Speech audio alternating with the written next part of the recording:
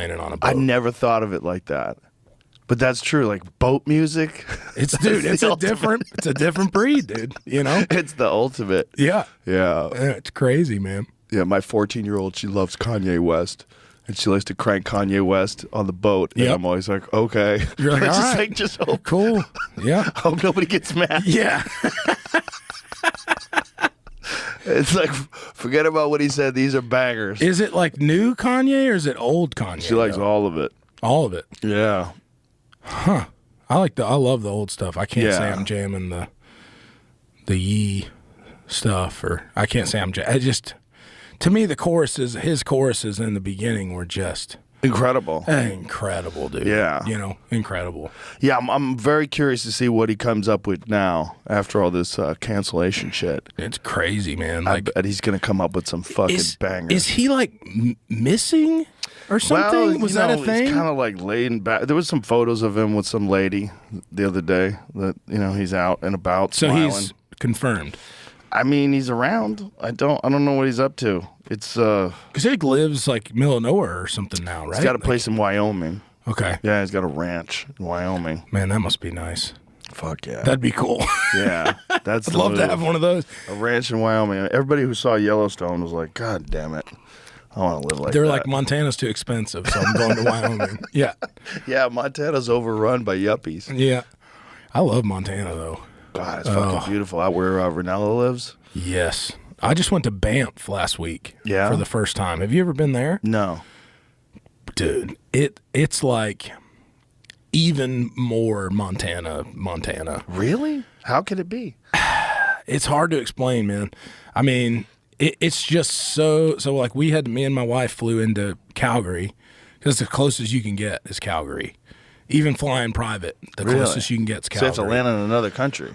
No, they're both in Canada. They're both in Canada. Okay. So you go Calgary, and it's an hour and a half drive to Banff. But it is like the sickest drive. Like 20 minutes out of Calgary, it turns into like the most Rocky Mountain thing you've ever seen. Really? And it's just, I mean, it's out of control, man. I mean, I had never seen anything like it. We stayed in this hotel that was like built in 1889. Wow. Up there. I'm like, it's hard for me to get there now. Right. What was it like in 1889 to try to get there? What's it made out of? Is it made out of logs? It's stone. Whoa. Yeah. So I'm like, how do you even get there's a railway that goes through there. But I imagine like, is that it? Yes. It's called the Fairmont. Wow. Yep. Wow. Look at that fucking place. Look at that view. Holy shit. Wild, dude. What a beautiful place. Yeah. That's from 1889. Yep. 1889. How did they even get there? Like, we're talking pre-automobile. Yeah. Well, so I grew up in Asheville, and I always think about the Biltmore House. Have you ever been to the Biltmore House? I've been to Asheville. I don't know if I've seen the Pull Biltmore up the Biltmore House. This place is staggering, dude. I mean, it is like, you can't even believe. So if you kind of sits on this hill, right? So the Vanderbilts built it. So it was the largest. Whoa. Yeah. Largest. That's in Asheville? Mm-hmm. Holy shit. So if you stand on top of that building, they owned everything you can see from the top of that building, which is like hundreds and hundreds and hundreds of thousands of acres.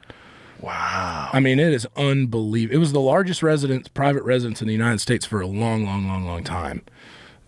They have the chess set in there that Napoleon's heart was put on after he died.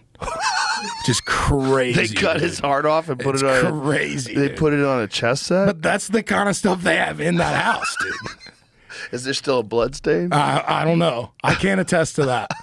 But I used to go. I mean, I've been in that place 4 or 5 times. I mean, and it's just staggering. Do you stay there? Can you stay there? No, you can't stay there. It's tours. Oh, wow. But they have a hotel on property, but it's not. You don't stay in there. They had a swimming pool, bowling alleys. I mean, it was like decked out. The biggest mansion you've ever seen, but it was built in. I mean, I can't attest to the date that one was built in, but 1800s, no doubt. Wow. I wonder why they built such a big place in Asheville. What brought... I don't know. So they built a whole town around it, right? It's called Biltmore Village. And I actually sang in a choir at the All Souls Cathedral there in high school, which was built by the Vanderbilts as well. And so it's like super old. It's an Episcopalian church. Wow, look at that fucking place. Dude, oh my God. I mean, everything's marble, dude. I mean, it's. Can you imagine living there in the 1800s? What that was like? Wow. Staggering. Again, pre-automobile. These people are riding horses to this house. Yeah. Dude, they imported, and someone's definitely going to fact check me on this, but I believe they imported everything from overseas on this whole place. The marble, the stone. Wow.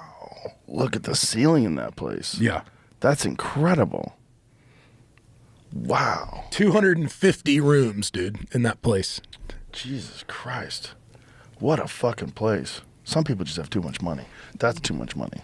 Yeah, you should if you're ever in Asheville, you got to go tour that place, man. It's unbelievable. My buddy Duncan grew up in Asheville, and he lived there before he moved back here to Austin. But he grew up there, and they used to give the cows like a special antifungal feed because they were growing mushrooms so much that all these kids are going out to the fields. Sounds very Asheville. And it's funny, growing up in Asheville, like I heard about that. Like I heard it would be like, oh, if you go under the cow patties, man, there's mushrooms under there. Yeah. And I always thought, was like, man, that's a total lie. But it's not. No, apparently those spores are just in the hills. He said, like, on any given day, you go out there and there's mushrooms everywhere. That's wild, man. Yeah, there were so many that, again, they were giving these cows some sort of feed to discourage the mushrooms from growing in their shit. I believe it. That seems like a crime against humanity. Why the fuck would you do that? Well, it's like, why mess with it, right? Yeah, you know? just let the kids pick them. Yeah, let them do what they're going to do. No one's dying from mushrooms. Yeah, let them do what they're going to do. Yeah. I'm in agreement with that. Also, it's awesome. Yes.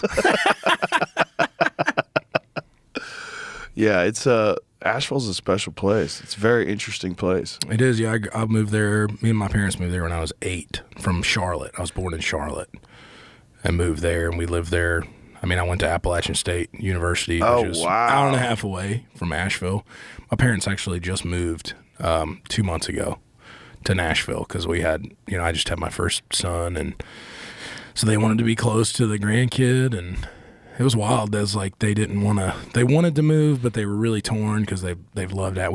They've been in that same house since I was 8, and so it was tough. I mean, we still have the house at the moment and stuff, trying to figure out like if we want to keep it or, sell it. I don't know. It's tough, Yeah, it's hard when you have roots in a place. Yeah, my dad, my dad's 69 and his 2 best friends live in Asheville, and, they drink beer every Friday and for 25 years, and it's like he moved to Nashville. It's like he doesn't know anybody. And it's like, so I think he struggles with that a lot, which is tough for me too, because I don't want him to like not be living his best life either. You know what I mean? It's like, I love that he's close to, my son, and my son's close with his grandparents, but I also want them to like enjoy their life too, right? Tell his friends to move.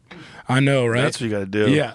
Get them to move to Nashville. All right. Move. All right. Yeah, you just got to talk everybody into moving. Get that mass exodus going. Yeah. Nashville's like, it's a hot market too. It is. Well, it's like it's like Austin in a lot of ways, where the pandemic opened it up. Mm-hmm. A lot of people really are like, I'm getting the fuck out of wherever I am. It sucks, and I'm going to go somewhere that's a little freer and that's a little less stringent. Yeah. Nashville's a good place, man, but it's a great place. It's changed a lot. Even since I've been there. I don't want to act like I've been there, 30 years, because I'm probably considered a new Nashvilleian myself. How long? So I moved there in 2014, so 9 years. So not that long. Yeah, I think you need like 10 years. Yeah, you need 10 before years. You can start talking shit. Before you can be like, yeah, it's changed, Yeah, we ran into this guy the other day that was talking about Austin. He's like, man, Austin's just not the same. And Tony goes, how long you been here? And the guy goes, 5 years. He goes, shut the fuck up. He goes, bitch, you just got here. Yeah, I'm that guy. I'm that Nashville guy. I'm like, yeah, it used to just be so different. People love to say things like that, though. They do. It makes them feel like, I feel like it's almost like if you're saying that, you're taking ownership that like that's your home now. Right. Yeah. Right? Like whether you've been there 5 years or 50 years, when you say things like that, it really shows that you feel some sort of ownership to that place. And maybe that's the place that you want to be or you feel like is home. So maybe it's a good thing, Yeah, it's a pride thing. It's better than like shitting on it. I mean, it's like you just want it to stay good. But things change and they evolve, and it's not that it's not as good; it's just different. Yeah, I mean, I can imagine, some of the guys that I love listening to that were in Nashville in the '60s and '70s. Like, what would they think of it now? Is the scene in Nashville, the music scene, is it Hollywoodized in any way, or is it still gritty? Like, what is it? What's There's like two sects of it, right? Like there is still a very like gritty scene, and there always has been, right? So you've got you've got like Black Keys type kind of thing, going on in East Nashville. Like there's so many bands that have come out of East Nashville that are not part of kind of the mainstream Nashville thing, and that community still really exists.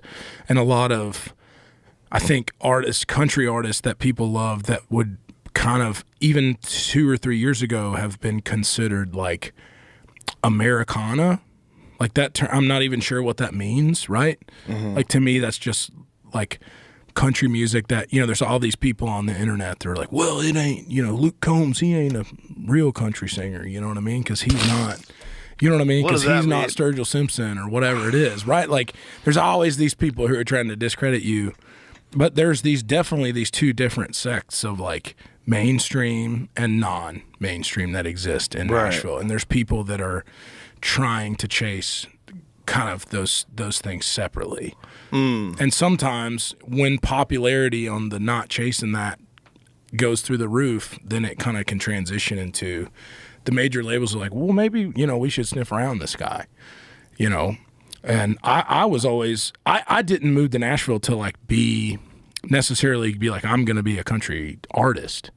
I just wanted to do music for a living in any way, right? Like I worked, a bunch of jobs in high school and college and I went to college for 5 years, didn't graduate, which I'm sure my parents loved. I was 21 hours away from getting my degree and I was like, I'm going to do music. And it was whatever that was. Sweeping floors in a studio would have been great to me because I would be around music. I'd be trying to write music, publishing. I mean, realistically, I thought to myself, especially at the time I moved to town, is like, dude, everybody that was doing music when I moved to town was hot, dude. 6'5", abs, dude. I mean, I didn't have a chance, bro. I didn't have a chance. And so I'm going, well, cool, I'll just write songs for these handsome cats and like it'll be whatever, dude. That'll be fine with me, But I really, like, again, back to the luck thing, man. Like I stumbled into it at the right time. I think Chris Stapleton singing Tennessee Whiskey with Justin Timberlake at the CMAs was a earth-shattering moment for country music. And that opened the door up for guys like myself to pursue a career like somebody who didn't look like every other guy in town. And everyone knew about Chris Stapleton in town. That guy was a legend in town. Had been there for 12, 13, 14-something years at that time. He had 250 cuts as a songwriter when that performance happened. Wow. So it was just no one gave him a chance because he was a husky guy with a beard. Yeah. But and God damn that voice. Oh, man, he's unbelievable. That national anthem at the Super Bowl, dude, was amazing. It's that and Whitney Houston. Two best national anthems ever, in my opinion, at the Super Bowl ever. He's got some fucking bangers, that guy. I was sitting in a box with Adele at the Super Bowl, and he sang that thing, and she was watching, and like 2 lines in, she just goes, "Holy shit!" She just was losing her mind, dude. See if you can play that. Can you find that? It was unbelievable. Let's listen to it. I mean, he's unbelievable. He's a good dude too. I had him on a couple years back. He's fun to hang with. He's a very, very genuine person. He's always quiet. Yeah. It's always nice when you meet someone that you really admire and they're just cool as fuck. Oh, is this it? To honor America with the performance of the national anthem, 8-time Grammy Award winner, dude, Chris Stapleton. When Nick Sirianni cries in this thing, I felt like a bald eagle was going to fly over the stadium, dude. It was the most American thing I've ever seen in my entire life. Look at him.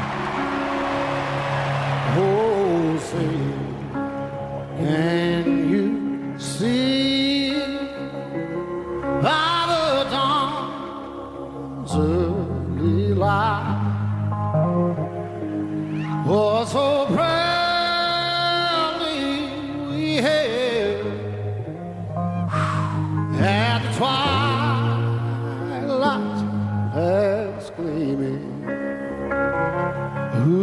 gold stripes and bright stars through the perilous fight. Oh, the ramparts we walked Oh, God, he's unreal.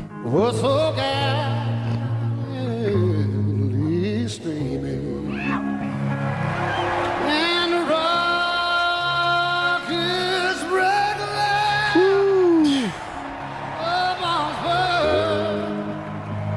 Wow. That got me, dude. through the night that I planned was still there. Oh, say, does that star-spangled banner yet wave? Dude. For the land of the free and the home of the brave. God dang.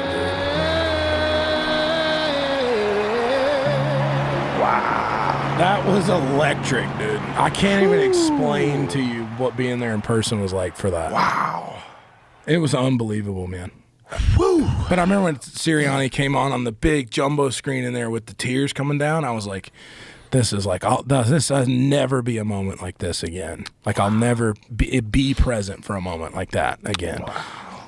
And like felt the gravity of it in the moment too. It wasn't just like when you saw it on TV, it was cool, you know? Yeah. It was like they were showing that same feed in the stadium, and it was that like even more impact. I'd never been to the Super Bowl before, so it was like I was already soaking it in, you know? Right. There's already something about a big event like that, but to have him sing it like that, Man. Yeah, it was unreal, man. It really was. That guy's an incredible, generational talent. Yeah. No doubt. Just no doubt about it. no, he's incredible. That's pretty fucking badass. When did you first think that you wanted to do music? Man, it honestly wasn't till I'm 33. It was when I was 22, probably. Yeah? It was when I was really like, I could do this. And it was... Did you enjoy it before? You just, like, as a hobby? Yeah, it was beyond a hobby for me, but I didn't even realize that, you know? So in sixth grade, right? So I paint the kind of how these things happen is like in sixth grade, the first year of middle school, right? What they did in my middle school was it was like these 6-week grading periods. And so in the first year of middle school, they made you take every elective. So you would take gym class for 6 weeks and chorus for 6 weeks and band for 6 weeks. Actually, I think you got to choose chorus or band, but you had to do one music. And then you took art and you took home ec. And so and during that sixth grade year, you try out every elective they have in the school.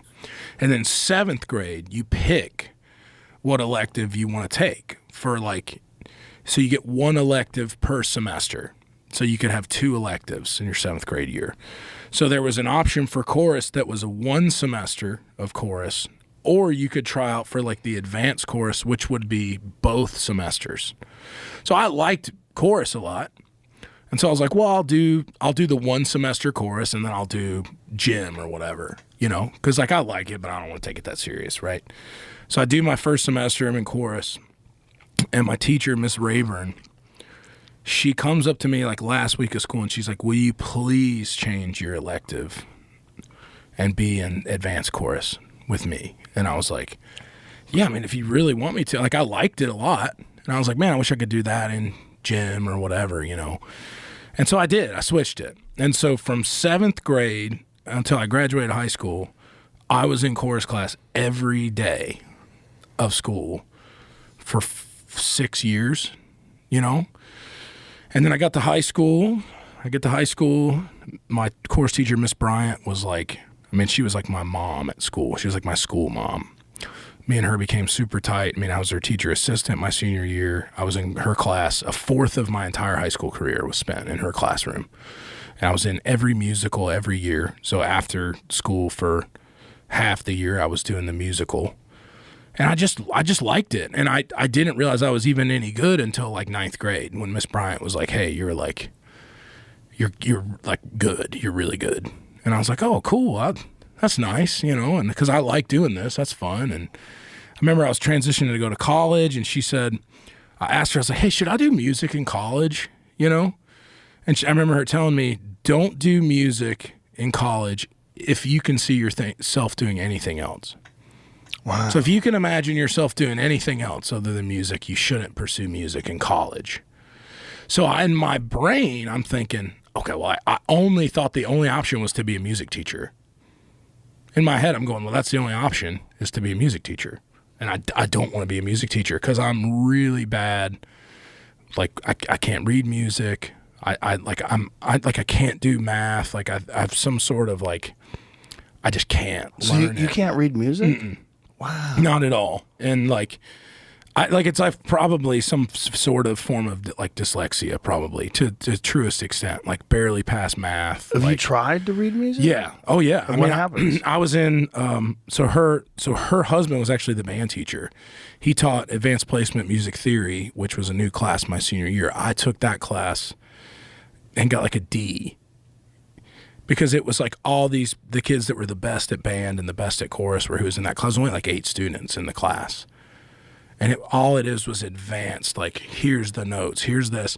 I tried out for all-state chorus 3 years in high school and didn't make it because you had to be able to read. You had to do a sight singing audition, which is where they would hand you a piece of sheet music, and you had to sing it just by reading the notes on there, right? So it was a combination of what your voice sounded like and your ability to keep up with the all-state choir teacher, whoever that was picked out to be. And I never made it because I couldn't read the music. I just couldn't do it. I don't know why. Did you get coaching on it? Did you get like... Yeah, I mean, I try. I mean, I busted to try to... It's just something about it doesn't make sense to me, like to my brain. Like, I get it. Like, if I sit there and like plink it out really, really slow, I mean, I could figure it out, right? But it just doesn't, it's just to me, it's such an instinctual thing, you know? And so I was in an a cappella group my freshman year at college for a year. I enjoyed that, but again, it was just like an after school kind of activity thing with other people in college, you know? Excuse to have people to drink with, really, you know, people with common ground or whatever. And gave that up my beginning of my sophomore year, really. And then didn't do music. I played rugby. I got into playing rugby in college. I did that, loved that. And I was just the guy that would like sing at parties or whatever. Like my buddies that played rugby with knew I sang. They'd be like, dude, sing for these chicks or whatever. You know, it was kind of like, I was like party trick guy, you know? And then after my junior year, I moved home to Asheville. And I'd always moved home every summer up to that point. And then my mom goes, because I was sulking, because all my buddies that year, they all stayed in their college town for the summer. I was the only guy that moved back. So all my friends are gone. They're in Raleigh, they're in Charlotte, they're in Chapel Hill, they're in Boone, they're in, you know, Colowee, at all these different schools. So I'm working at the same job I had when I was 16 at a go-kart place with a bunch of high school kids. I'm 21 years old. I got nobody to hang out with. I'm living in my parents' house. I'm not doing well in school. I don't know what I want to do with my life at all. And I'm sitting on the porch. I remember sitting on my parents' carport, and it was like my mom come out, and she was like, what's wrong with you? Like, what's I'm an only child too, so she's like, what's going on? And I was like, well, I don't know, Mom. I was like, I don't have any friends here. Like, I'm working at fucking go-karts, you know, like, what am I doing? And she's like, well, you know what, Luke? Kenny Chesney and Tim McGraw, they didn't even learn to play guitar till they were 21 years old. And I was 21, right? And so my parents had bought me a guitar in 7th grade that I never played. I did 2 guitar lessons and hated it because my parents wanted me to do it. You know what I mean? Like anything your parents want you to do, you don't want to do, really. And so I went in the closet and I got this, it was like an Ibanez, like $50 acoustic guitar, you know, just horrendous condition. But I didn't know that. Didn't know anything about guitar. Didn't know what a good guitar was. Didn't know nice guitars even existed.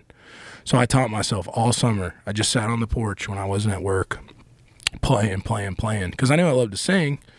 And I was like, well, I'll just learn how to play, and then I can sing at like parties for my buddies or whatever, and taught myself all year, and then just kind of became obsessed with like learning how to play. And by the time I was 22, I'm back in school. I'm in Boone, hanging out with my buddies. I'm starting to dabble around with like writing my own songs because I was like, well, I could, this would be cool. I like this. And then I wrote my first 2 or 3 songs, and I booked a gig down the street, just like at this bar my rugby team always hung out at. Because I figured that guy would, he was like a cokehead, like wild card, like he'd give me a show or whatever, The guy was awesome, I was like, this guy will give me a show if I want to do a show.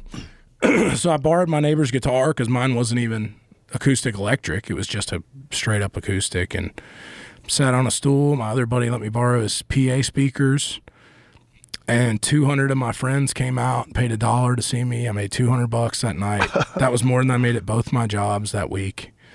And I was hooked, man. I was like, dude, this is awesome. Like, I love doing this. First off, yeah. I'm like, I love doing this anyways, and I'm having a great time. I'm like having drinks with my friends.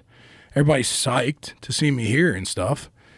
And I was like, it just made sense, man. It wasn't 1 ounce of hard work in my mind after that point.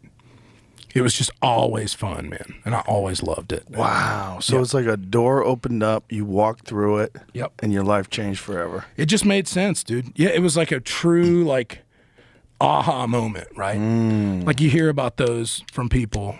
Oh, I think I got to flip the top. Yeah. And you hear about those things, but it truly was that. It was truly an aha moment, man. And it was life-changing, man. I don't know what I'd be doing if I hadn't done that. That's so awesome. I love those kind of stories. I really do.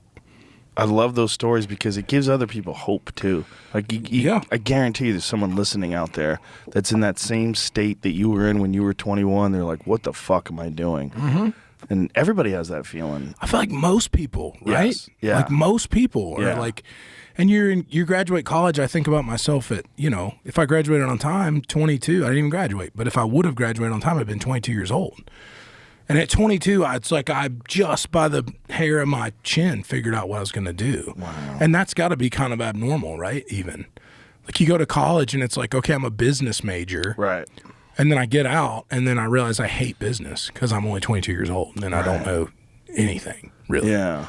All I know is like getting drunk and like smoking weed and stuff, and hanging out and going to class. Well, for most people too, you're looking for something that you could do where you can survive. You're just looking for a living. Yeah. And if you can find something that's not a living but is a passion, something that you really enjoy, you're already way ahead of the game. I always think to myself, man, don't make a living, make a life, right? It's like, and that's, I wish I would have known that at the time. Yeah. But you now, can't. You can't know it. You're too young.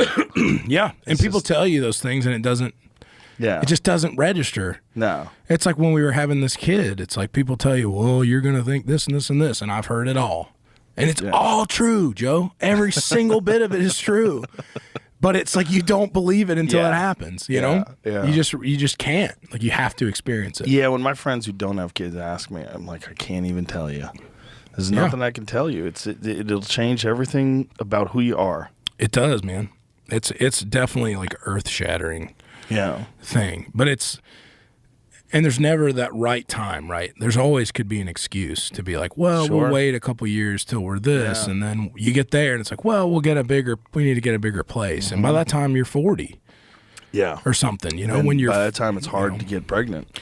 Yeah, if you're set up in the bunker that you want to have with $10 million in the bank, you might be 50 something years old at that time. You know what I mean? Like, yeah, that's the theory behind population collapse. Is that people start getting into their careers and women want to have children older and they want to have less children and they're I didn't even realize that was a thing until Musk started talking about it. Well, Japan is apparently in dire straits because the way it works is you always have to look 18 to 20 years out from now, and when people are looking at life now, you're like, oh, there's so many people. There's no population collapse. Right. But when no one is having kids and you realize when these people die, that's it. Yeah, because the mainstream belief is that the world's overpopulated, right? Right. Essentially. That's what I always remembered hearing growing up, is there was too many people. Well, the real problem is not too many people. The real problem is lack of economic opportunity, and these places where people are starving and poor. Right. Those are the people that ironically are having the most children. Yeah. Which is crazy. Yeah, it's nuts, man. I mean, it's I remember thinking, like, my grandmother, she's one of 12 or 14, right? Wow. And then my dad's dad, he was one of 10. Yeah. Right? And it's like my dad's best friend, born in Ohio, he's one of a ton, but it's like they all grew up on farms. Mm-hmm. So it's like you're having essentially the kids had to like help with the farm, right? Like that was the idea at that time for those people. It's like, well, if I got more kids, I got more people to help. Yeah, you're raising a staff. Right. Which is wild. And that's just not happening, And not that obviously that's the reason no one should be having children, to have people to work at their home, But it was a necessity at that time. Yeah. It's always fascinating to me the roots of the kind of music that you enjoy, country music, because country is so ingrained in struggle and life and hardship and heartbreak and it's such a that music resonates with people. Yeah. There's a thing about that kind of life that comes through in that music that's so appealing to people. Yeah, I remember, I think back to, my grandfather's favorite artist was Chet Atkins. And when he passed away in 2015, the thing that he, gave me was every Chet Atkins record ever on vinyl. And I remember thinking, like, what a cool thing, right? Like, he loved that guy so much. I mean, one of the best guitar players ever, not to mention, but he loved that guy so much that he bought and I'm talking, those guys were putting fucking records out, dude, back then. I mean, they might put out 2 albums a year. Wow. I mean, go look how many Merle Haggard records there are, or Waylon Jennings records. There's a bunch, dude. Willie Nelson records. There's 90 Willie Nelson records. Is it really? It's 60 or 90. Wow. So either way, it's not a low number, right? That's so crazy. Because those guys they just lived in the studio, man. And they wrote and they cut their buddies' songs that they loved. And it was quick because it was all one take. We'll go in with the band, get a take. We like the take, done, print it. Now it's go in, do the thing, record the songs, get every part right, comp the vocals, comp the guitar parts, comp the drums. It could take days and days and weeks to get one song right now, because everything has to be perfect in everyone's mind, right? And I think that's the uniqueness of Stapleton. He goes in and cuts records with a band. Yeah. And they cut it live to tape, and it's like, that's why it's different. Yeah, it's interesting what resonates too. I'm a big Colter Wall fan, and Sleeping on the Blacktop. Oh my God, he's the shit. Yeah. I play that song, Kate McCannon, and I tell people this guy was 21 when he sang that. Yeah, and people are like, "What the fuck?" He sounds like a cowboy from 1860, like a dude who's been smoking 4 packs of Camels a day. Yeah, Canadian guy, right? Yeah, I believe. Yeah. Have you had him on? No, man, he doesn't do interviews. Really? Yeah, he works on a ranch. That's super cool. Dude, that guy's so much cooler than me. Damn it.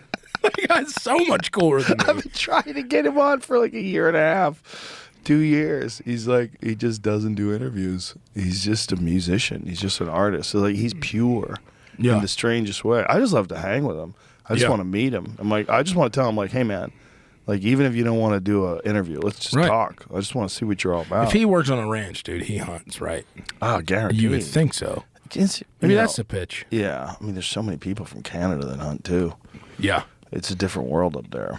It really is, man. It's wild up there. It's a wild place up there. How did you meet Ranella? Okay, so I'm Ranella a stan, dude. I'm a Ranella stan. Meat Eater. I've been watching it for years, man. And it's just like, and you probably feel the same way, man. Like, there's a lot of like machismo, bravado stuff in like the hunting like industry. Yeah. That really like turns me off to it because I feel like it's why so many people like have a disdain for hunting. It's not necessarily, obviously there's people that go, you shouldn't kill animals, you shouldn't do this, you shouldn't do that, right? There's always going to be those people. But there's the people that go, the type of people that hunt. Yeah. It's almost a stereotype, right? Yeah. And I didn't get into hunting till I moved to Nashville. I didn't grow up hunting. My dad's from the Rust Belt in Ohio, like steel mill, you know, his dad was a truck driver, like they didn't own land, you know, kind of thing. So he didn't hunt.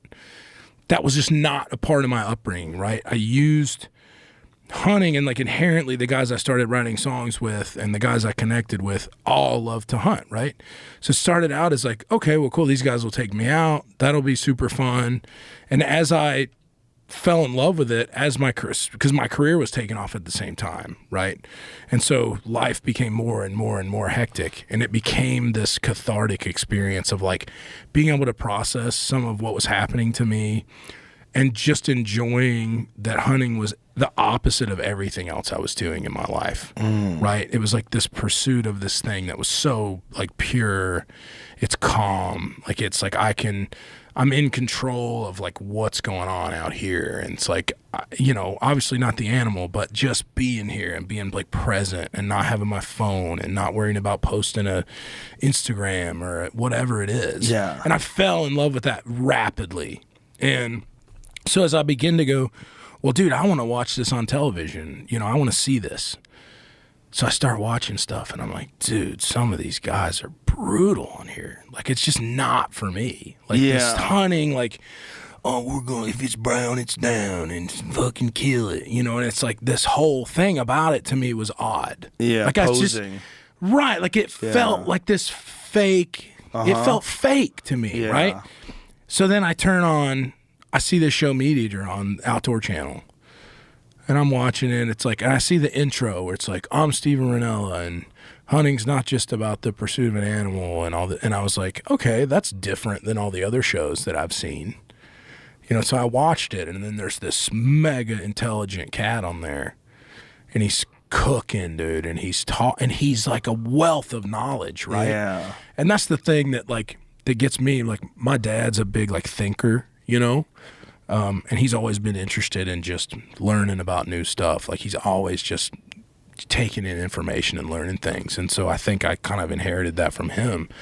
And so then I became kind of obsessed with like this show, this meteor show. So I started watching an Outdoor Channel, and then it comes on Netflix, the new kind of version that comes on Netflix. And I'm like, dude, this is like earth shattering for me. This is like, it's marrying the intelligence of what this is, and it's exposing people to, in my opinion, what's the right side of hunting to be on, for the thing that I love about it so much. And I just, for you, so then my career's starting to go and go and go. I saw you on there, you know, I was like, man, that's cool, he's having guests on, you know, that's pretty sick, you know. And all his buddies were like wicked smart and like knew everything, and they do all this to go to Alaska, and they're going to all these incredible places, dude. And so I just had my PR team. I was like, just reach out to this guy. Like, please get me. Like, how do I get on this show? Like, I want to be on this. I want to meet this guy and like be buddies with him and stuff. And it took like 2 years to finally get like, okay, we got a time. He wants to do it. And what was it like when you first met? Well, I met him when he didn't have Meat Eater. I met him when he was doing a show called The Wild Within. There was a show that was on, I forget what network it was on, but it was a show where he was kind of recreating how, like, the people that traveled across the West for the first time, the early settlers, right? How they hunted, and you know, like he shot a moose with a musket, and and turned its cape into like a raft, and was drifting with it, and I was like, what an interesting guy! Like really, the whole thing behind it, he was. You could tell his integrity and his true appreciation for the outdoors and for wild animals and it feels conservation. Pure. It feels very pure. And he's so well read. I'm like, this is different than every other hunting show that I'd ever seen. The Yeah. same thing Yeah. to me. And then I met, he didn't even know what a podcast was. But to his defense, nobody did back then. It was very early. And I think I met him in 2011. And then he said he was doing a new show, and he asked me if I wanted to hunt. And I said I've always wanted to hunt, and I never really knew how to get started. Right. And so it's intimidating, dude. It's a hard thing to get into, man. it's a big learning curve. Yep. There's a lot, and then to try to figure out what to do and how to do it, and there's so much to learn, and there's so much involved in it. And so he took me and my friend Brian Callen to Montana, and we went I've seen that one, mule yep. deer hunting. And Yep. from then on, I've never stopped hunting. Yeah. That was 2012. Yeah. I was hooked. What was it like? Okay, I'm curious to know what it was like. So when you guys first meet, was he like a little cold when you first met him? A little standoffish. Yeah, because, he thinks everyone's a douchebag because a lot of people are douchebags. And it was the same thing for me. It was like we got there, we hunted in Wyoming. And You guys hunted pronghorn, right? Yeah. And I'd never done that. That's so a cool it's animal. all new. Yeah, it's amazing, dude. And That's an ancient animal. yeah, it is. That's one of the animals that survived the mass extinction of megafauna 12,000 years ago. Yeah, it's because it doesn't have any known really relatives, right? In the States. at It least. has speed that rivals like fucking cheetahs. Yeah. Because they used to run from cheetahs. That's the animal. It's such a fucking ancient animal. It's so cool looking, man. Yeah. Because it's not a cervid. No. Yeah. No. That's what I was so interested. Have you hunted these? No, I've not. Dude, have you? So I didn't. And Ranella told me this in the episode when he was like, smell it. It smells like Fritos. It does. It smells like Fritos, man. It was so strange, and I didn't realize their hair was hollow. So he's like, if you shoot one and it gets in the water, you're screwed, dude, because it weighs like 3 times as much, because its hair absorbs all the water. So it just sinks. So it's just like, well, if you got to get it out and you got to drag fills it, up with water. it weighs 3 times as much as it did before you shot it. Wow. Because then the entire thing is just saturated with water, That's interesting. which I thought was crazy. I wonder why. I don't know. It's got to serve some sort of purpose, right? Some ancient evolutionary purpose. Yeah. But I thought Steve was, it was like, it was crazy. It was like we got there and we are all so hyped because I brought my buddies Dan and Reed, who I credit mostly with me getting into hunting. Like 2 of my best buddies, I write songs with them. Our kids hang out together. We hang out together a ton, and they've been hunting their whole life. And I took them with me.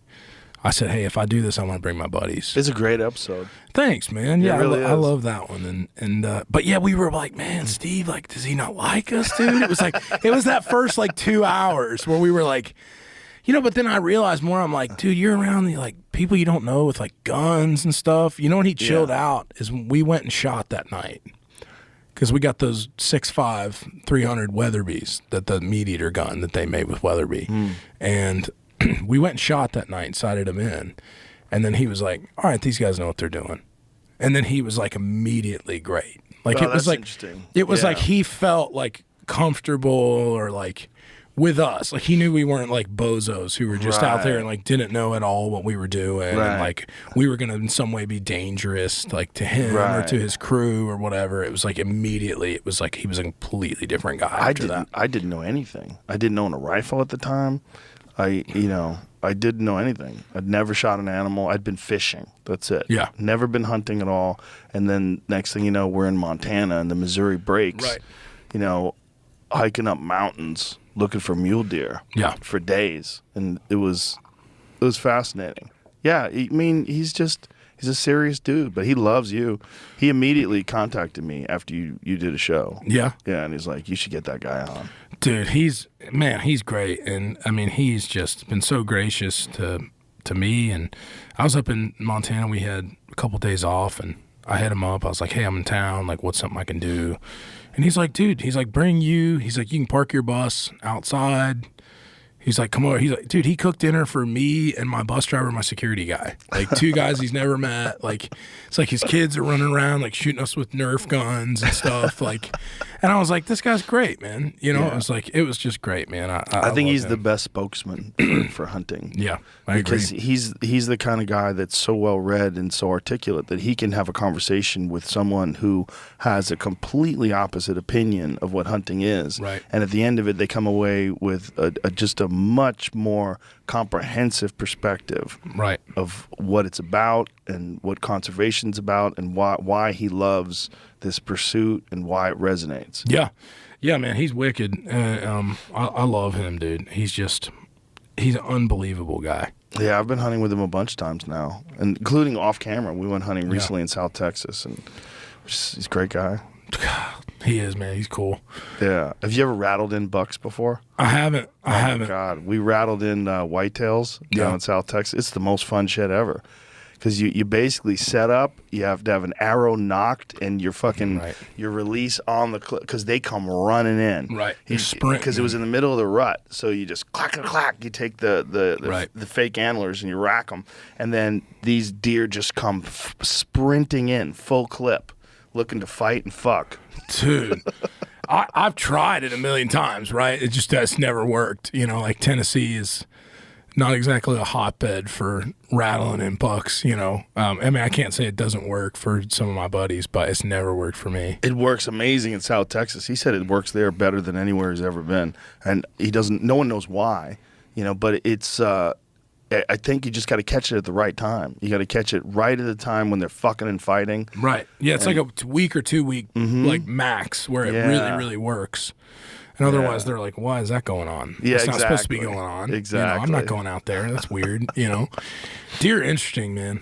They're interesting animals, man. The more you watch them, nothing makes sense to me with it. The more I watch them, you know. The things that are supposed to happen often don't, I find, you know. Like you're thinking, this is going to be, you know, I'm hunting the wind. I got the stand. I got the access. I got the wind. I got the spot. I got the stand. I got the food plot. Yeah. You know, like in Tennessee, you can't hunt over bait. So it's like you plant the food plot. You know, it's knee high by July in the corn. And it's like, you got it. It's everything's right. And then it's like, it's rut. You know, it's like, and it's just nothing.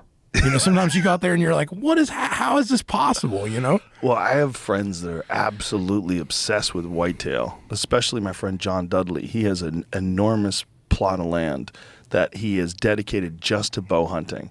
And that guy cultivates it all year round. He works in the food plots. Full-time. He has stands set up specifically in areas so that he knows which way the wind is blowing. He's going to go to that stand. He goes to the stand on an electric bike so he doesn't leave behind any trace of smell. So his feet never touch the ground. I do the same thing. It sounds like it works for him. It works for him. Well, he's a master. I mean, John's like one of the best archers and best archery coaches in the space. I mean, he's an amazing guy, but man, that guy is obsessed. And whitetail's the most hunted big game animal in North America. I had a heartbreaker this year, man, a whitetail trip. I went to Oklahoma for a week, and it was jam up, man. It was like, there's going to be deer. Like, you know, it just felt everything's right? We got this guy taking us out. He was awesome, man. He knew his stuff, like, killer guy, you know, and it's like we're going in. Me and my buddies were going in. So as I went with Dan and Reed, same guys I did Meteor with, we went, and we're like, dude, we're tagging out first night, dude. Like they're sending us all these deer pics, like, you know, and we're like, man, this is gonna be great. So first night, don't really see anything, right? It's like, oh, great. So in the morning, dude, we'll be tagged out, you know. Morning, and it's freezing, dude. It's archery only, you know. Oklahoma's only got like 2-week rifle season, I think. So we're doing archery. Morning comes, nothing. And we're like, man, like not really seeing like a ton of deer and stuff. And we're still like, we're getting tonight's the night. You know, we got 5 days to be out there. And we were thinking we're gonna be going home early, dude. Like we're gonna be here the first night, we're gonna tag out and be like trying to spend 2 days just hanging out, you know, or something. And so about the third day, we're like, let's all switch. We'd all been in the same spots, you know, different stands, because they had a few different leases kind of around this area of Oklahoma. So we were all going to different spots. And I'm like, well, let's all switch up, right?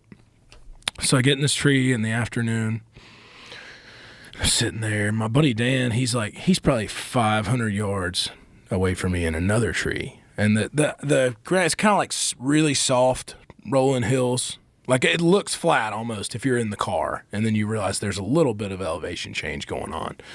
So there's like this draw in between me and Dan.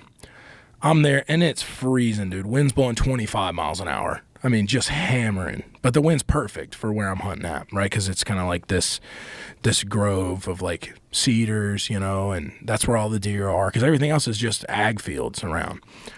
I'm sitting there. I got these 3 does. I watch them come like off this hill. They come through the cedars, hop this fence. Dude, they're 25 yards in me, like right on me, dude, you know. So I'm already like kind of standing up because I'm not, you know, we're not even hunting a doe at this point, you know. And all of a sudden, man, behind this kind of berm over to my left, there's like a little pond. Behind this berm walks out, dude. I'm talking, you're going to think I'm lying, 230-inch deer, man. What? No lie. I know everybody watching this is going to be like, you're lying. No, you didn't see a 230-inch deer. 230-inch deer comes out. He's at 60 yards, broadside. I've got my arrow. I'm on the D loop. I'm up, but I'm not drawing on him because he's broadside at 60. The wind's go 25 miles an hour. Right. So it's like that arrow's going to go right. I'm not good enough to compensate for that kind of wind. I've also got does at 25 yards underneath my feet, and I'm going, this buck's coming in, dude. He's walking right into this thing. There's no chance he doesn't walk in here. There's does in here feeding underneath my feet. He's looking right at him, broadside like this. So I'm hooked up. He kind of looks over. He's looking at the does, and then he looks back really quick. And he takes off, like dead sprint.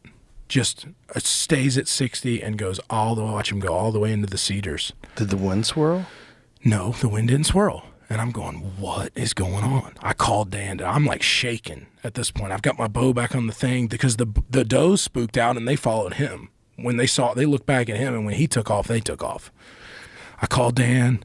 I was like, dude, I saw just once in 10 lifetime deer just come out and spooked at 60 yards. Like, it can't be me. If the wind's great, like nothing saw me, dude, it wasn't me. And then he's on the phone with me. He goes, dude, there's coyotes running through the draw right now. I can see them. And I'm like, oh, gosh. So I sat in that stand for the next 3 days, just every morning, 3 hours, night, 3 hours. Fucking coyotes. So last morning, I'm up there. I look up back to where Dan was sitting at. There's kind of another ag fence into a cut. It's like a cut cotton field. So it's not even like, even though it's cut, there's not even food in it, right? There's not beans in it or corn in it. It's a cut cotton field. So really, in theory, nothing that these deer would be eating in this field, really. So Dan's hunting somewhere else. So I call our guy. I see all these deer, and I'm glassing, probably, like I said, 500-ish yards out. I'm glassing, and I see all these does, and I see him, dude, I mean, you could see from 500 yards he's a giant without binoculars. You know what I mean? Like, just no doubt that this is the same deer. And he's cruising, and there's like, if you can imagine, there's this wheatgrass on the fence row right there that's grown up probably 4 foot, 5 foot maybe. And there's a gap in it where there's a fence, and probably 6 feet there's another gap where there's a fence. So it's all grass the whole way around except for where those 2 fences are. So I watch every doe pile past the first fence, past the second fence. He's behind him. He comes past the first fence, never goes past the second fence. And I call my guy. I said, dude, come get me. This deer's bedded in this little tiny spot. I know exactly where he is. And he goes, all right. He said, we're going back tonight because this deer's not going to move. He said, we're going to do spot and stalk up to this spot because I know he's laying right there. Stalk up, get probably 75 yards from that spot. And we pretty good feeling he's going to jump this fence and come right across this field to where we're at. And we're just going to be right there. You know, I'm sitting crisscross applesauce, like ready.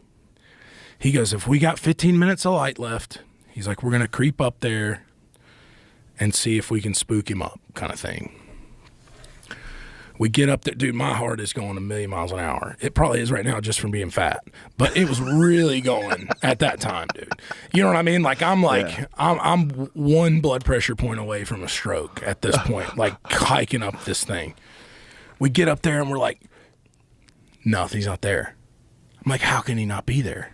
So we look down the fence, and this property line right there is like, so it's like this fence.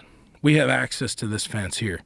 There's an adjacent fence right here that they don't have access on. So we hop, look, he's 100 yards in the cut cotton field, just standing out in the cotton field. This is our last night. We're going to the plane after the hunt. And it was over, man. 230-inch deer. I'll never see him again. Never see anything like it. Wow, this is not high fence. This is not a pin, pay to play, like pick your deer thing. Like, I was been excited to shoot a 145 on this trip. You know what I mean? Biggest deer I've ever killed's 155. You know? And so I'm like, I got pictures of him somewhere. Yeah. I want to see it. He's nuts. Let me see if I can find him on here. It's fascinating how the appeal of those old, mature bucks, because they're so smart. They don't get to be that big unless they make all the right moves for 5 or 6 years. Forever. They make it forever, dude. And it's just, let me see if I can find this thing. But that's how they get to be that big. By just doing weird shit. Just being smart, Not being predictable. Where's this guy at, man? I got him in my text messages if I don't have him here. Yeah, I got him in my text messages.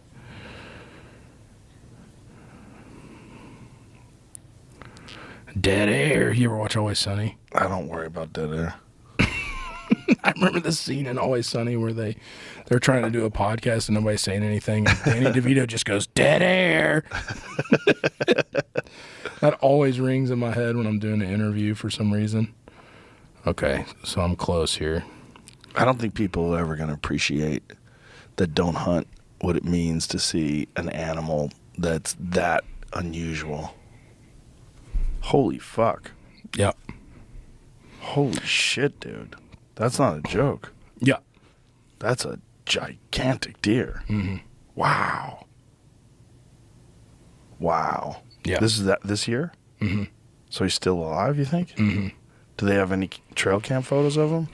Yeah, that's from a few weeks before we were out there. Yeah. This is where I was, right? So this is my kind of spot here. What time of year were you there? We were there December, like second week of December. Yeah. You going back? Oh, I'm going to have to. Yeah. They said, here's the thing with this deer, right? Here's another angle of them.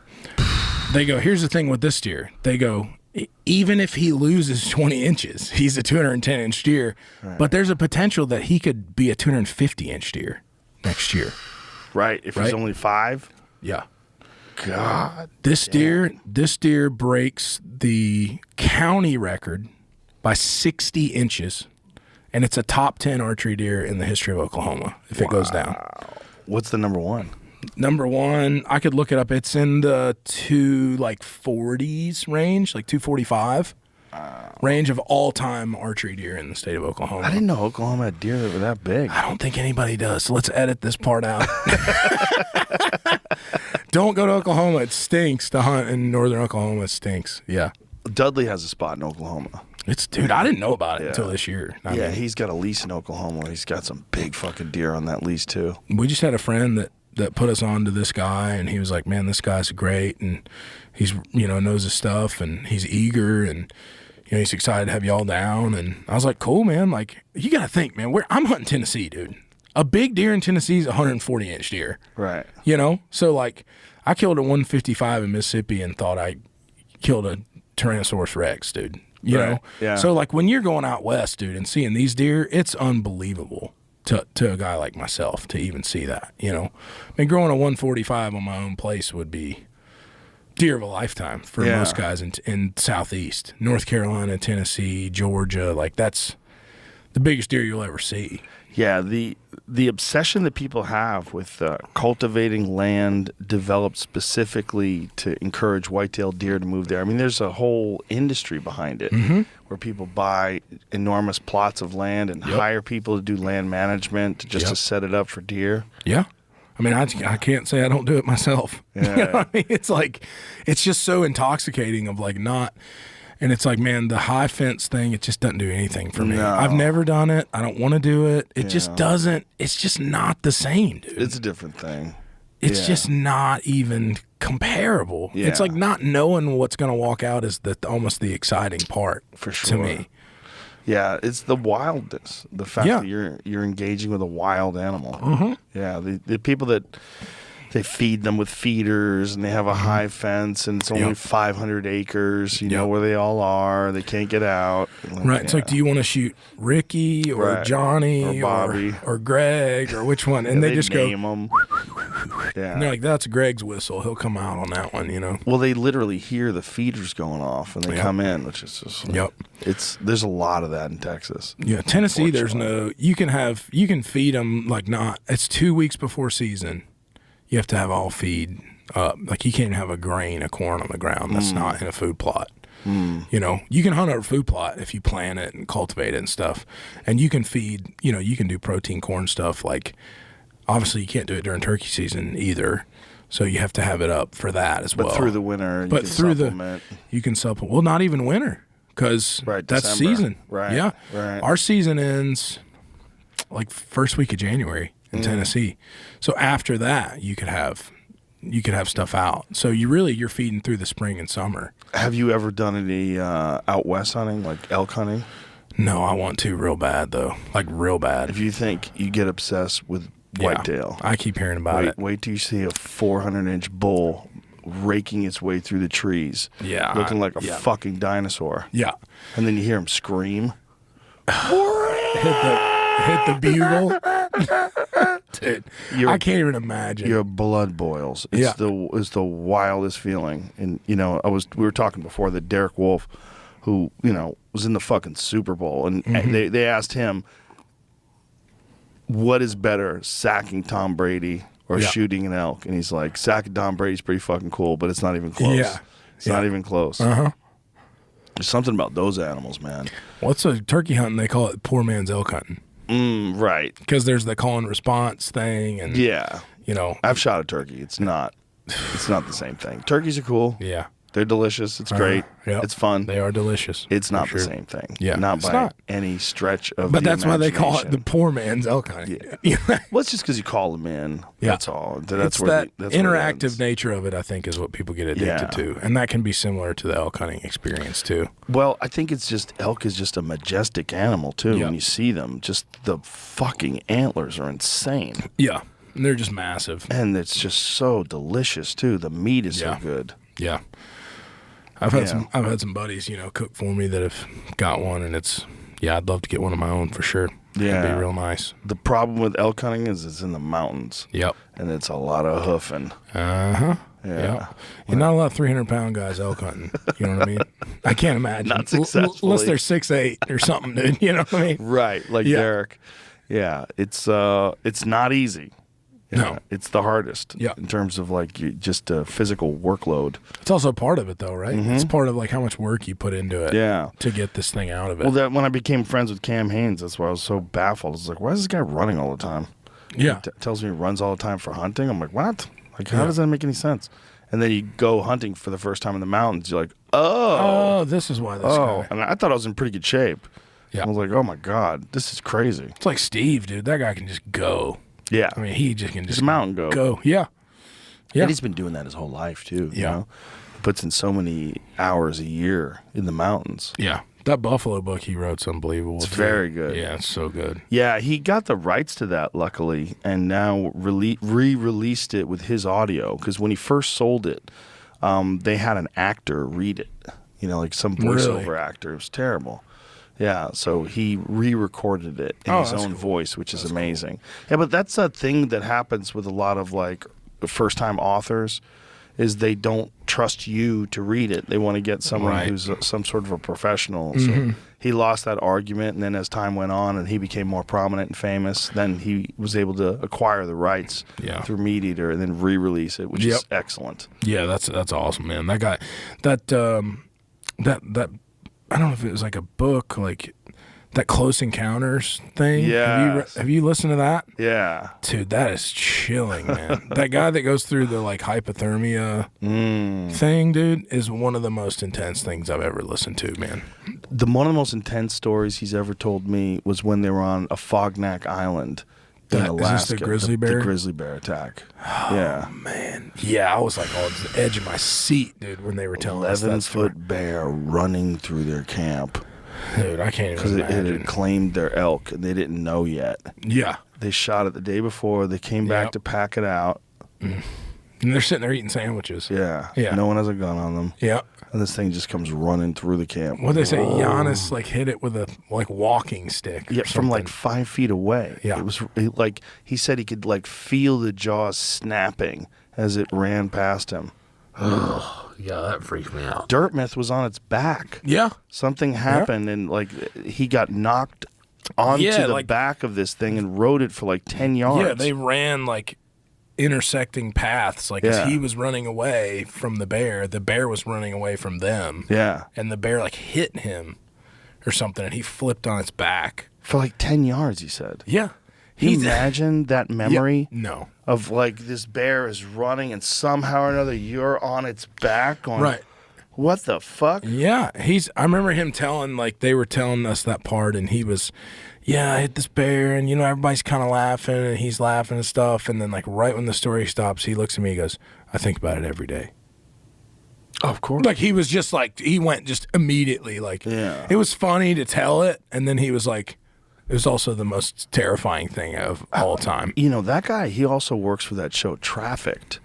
So Really? Yeah. I didn't know that. Yeah, Mariana Van Zeller took him in the jungles of Colombia where they grow and manufacture cocaine. Jesus. And yeah, so he's I've seen filming that show. there. Yeah, I've seen a bunch of episodes of that show. So that dude has been on some of the most insane adventures ever. yeah. To go from riding a grizzly bear's back to packing out cocaine with mules.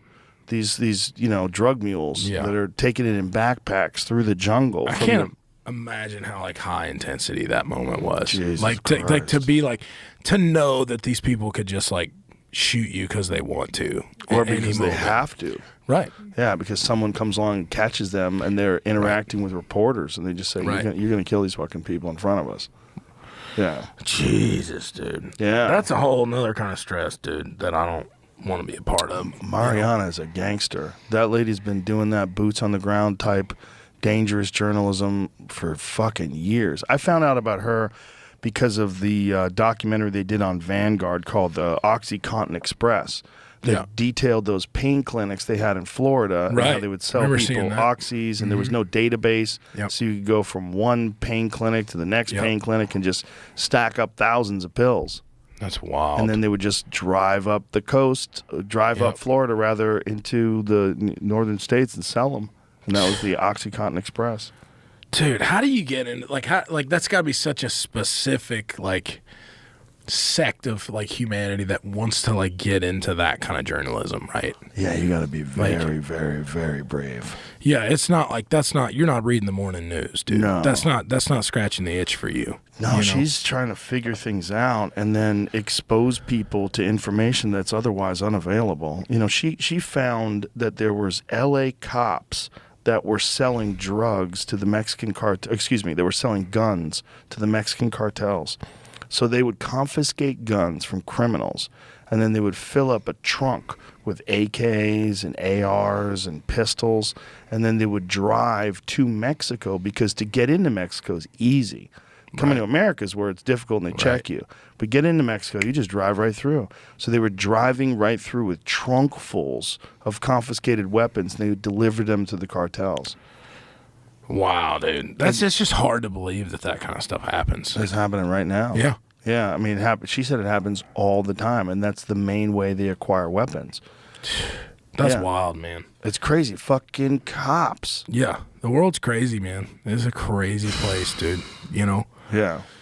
It's wild that we think about all the different things, the conflicts that are happening overseas, when one of the most wild conflicts is happening right south of our border. Yeah. And, you could literally walk over there. Yeah.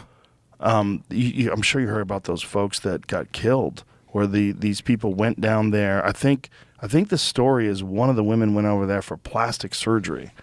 I think she went over there. They crossed the border. I think she's getting a butt lift or something because it's like cheaper in Mexico. Right.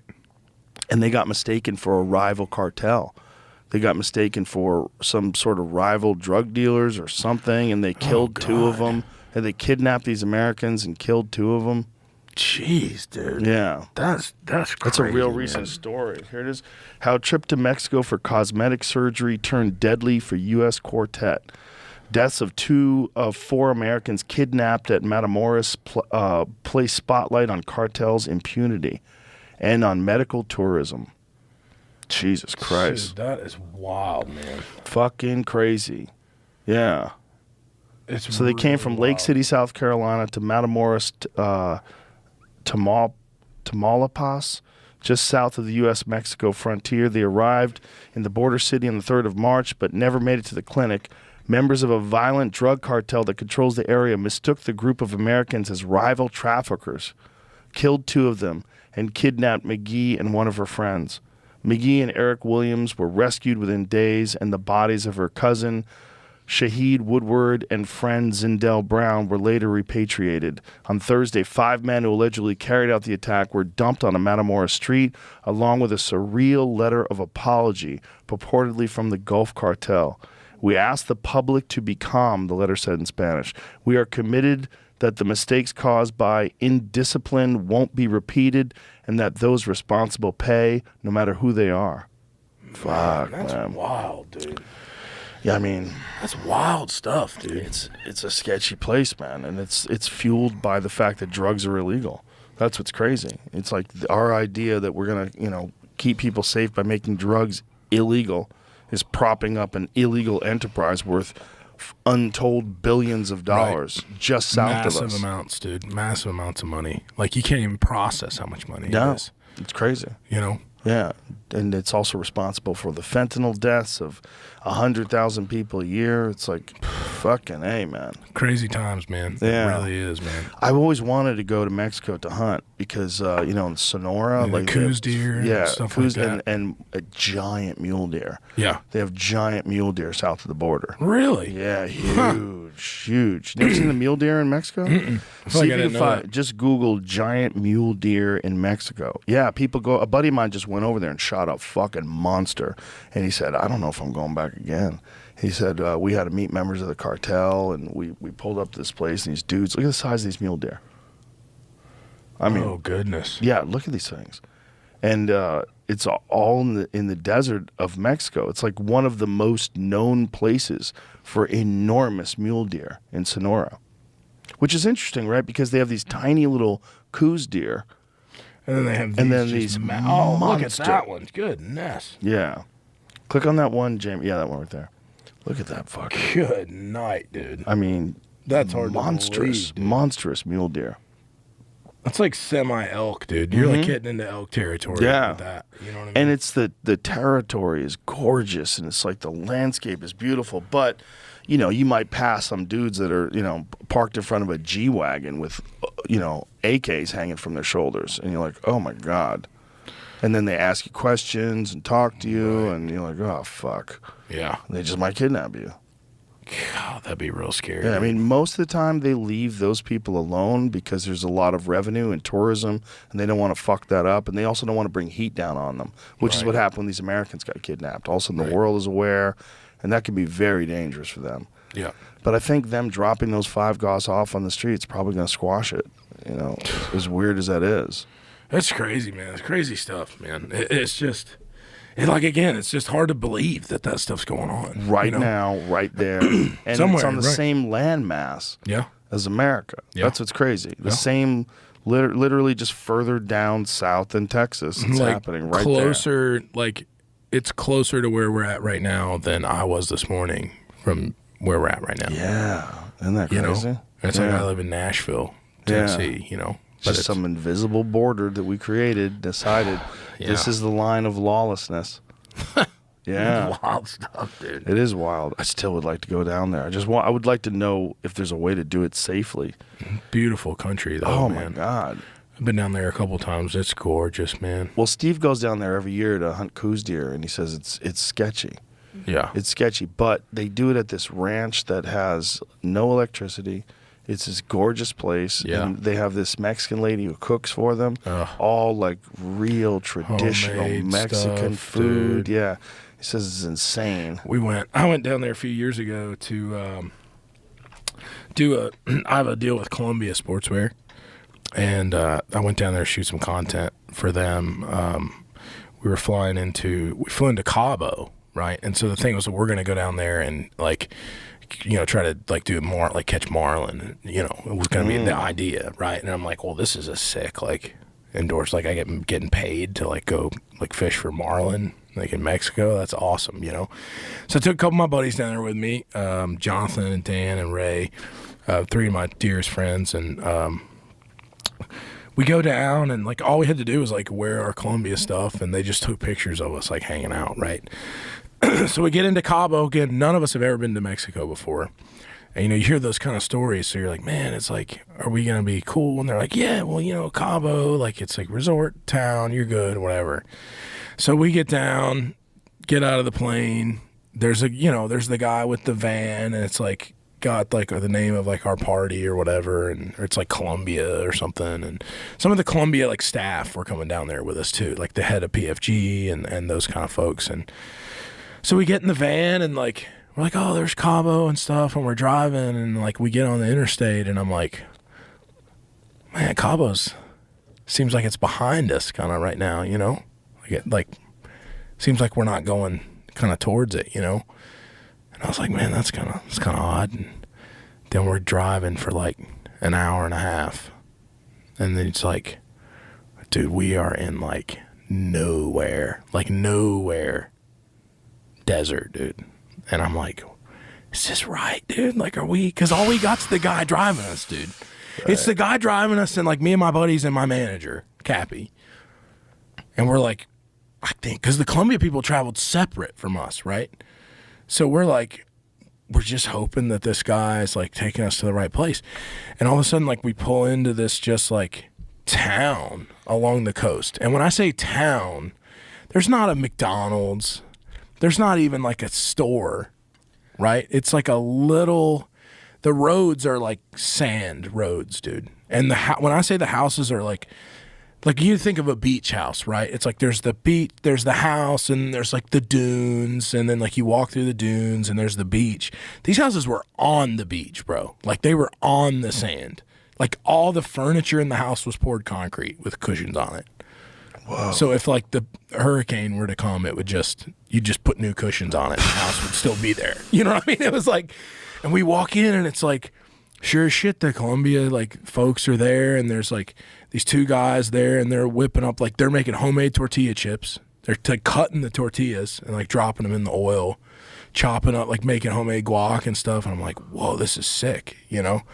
But where are we? Like, where is this place, you know? So we do our thing that evening, get settled in. We go out, fish. I caught a 90-pound tuna or something the next day. It was awesome. I had so much fun. So we get back that night, and it's when I say it's nighttime, and it's desolate, right? There's houses kind of along the beach, but you can tell that not all of them are like occupied all the time, right? And it's not like these houses you think of in the States. Like they're not these big palatial like beach homes like we have. They're kind of quaint, like smaller homes. And all of a sudden we're sitting out there, like we got a little fire going. It's me and my buddies picking the guitar or whatever. And I remember looking, you can just see like miles down the beach. And I just see just this one headlight coming down the beach from like miles and miles down. And I'm like, shit, dude. Like because all the Columbia people, they were staying in like a resort like 30 minutes away. So we're at the house alone in this town. And this light just keeps coming and keeps coming. And there's a beach little access road right beside our house where we're staying. And this ATV comes in, it's still like the lights, and it pulls up and it stops right where we're at. And I'm like, oh shit, dude. Like, are we about to like have to pay somebody, dude? Like, what the hell's going on? Turns off, gets off, and it's this older, like white couple from Minnesota. And I'm like, okay, this is mega weird. And they're like, what are you guys doing down here? We're like, oh, we're we're down here writing songs, whatever. And it was really funny. My buddy Dan, he goes, so we start talking to these people, and they're like, yeah, we're retired, and we come down, our kids are in college, and we come down here and live just for the, summer or whatever, winter or whatever, and stay down here. And I was like, oh, it's cool. We don't know these people at all. And my manager's asleep, so it's just me and Dan and Jonathan and Ray. It's got to be 11 o'clock at night. And so he's talking to my buddy Dan, starts talking to this guy, and he's like, yeah. He's like, I'd love to, get some grass or whatever. This guy had said something about grass, but he wasn't talking about weed. And then my buddy Dan was like, yeah, I'd love to get some grass or whatever, and he's like, well, I got some back at the house. Why don't y'all come over to the house? And we were like, I was like, well, that seems kind of sketch, right? And I'm like, Dan, we're going, dude. We're going. And he was like, dude, this is a lot of pressure, dude. He's like, Cappy's in there, dude. Like, we're about to walk off in this fucking town, dude, in the middle of Mexico, like sand streets, dude. Like, I don't know these people. I don't know where we're at. So we go down there. We walk down the road.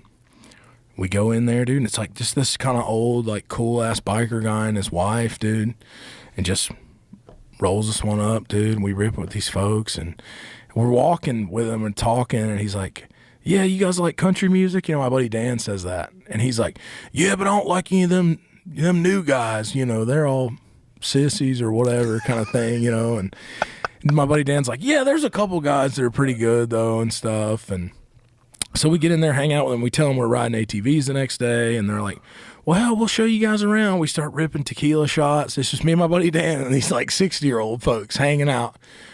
And it comes to this point where my buddy Dan goes, dude, I got to tell him, man. And I was like, what do you mean? It's like, tell him what? What do you got to tell him? He's like, I got to tell him, dude, because, like, I know their grandkids are probably like you, dude. Like, their grandkids probably think you're cool, dude, and they're not going to know.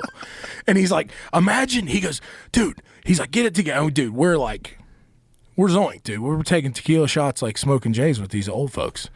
And he's like, dude, imagine if these people were in their 20s and they were hanging out with George Strait, dude, and it was their grandparents hanging out with George Strait, and they didn't know that it was George Strait or whatever. And I was like, dude, I'm not George Strait, though, dude. Like, what are you talking about?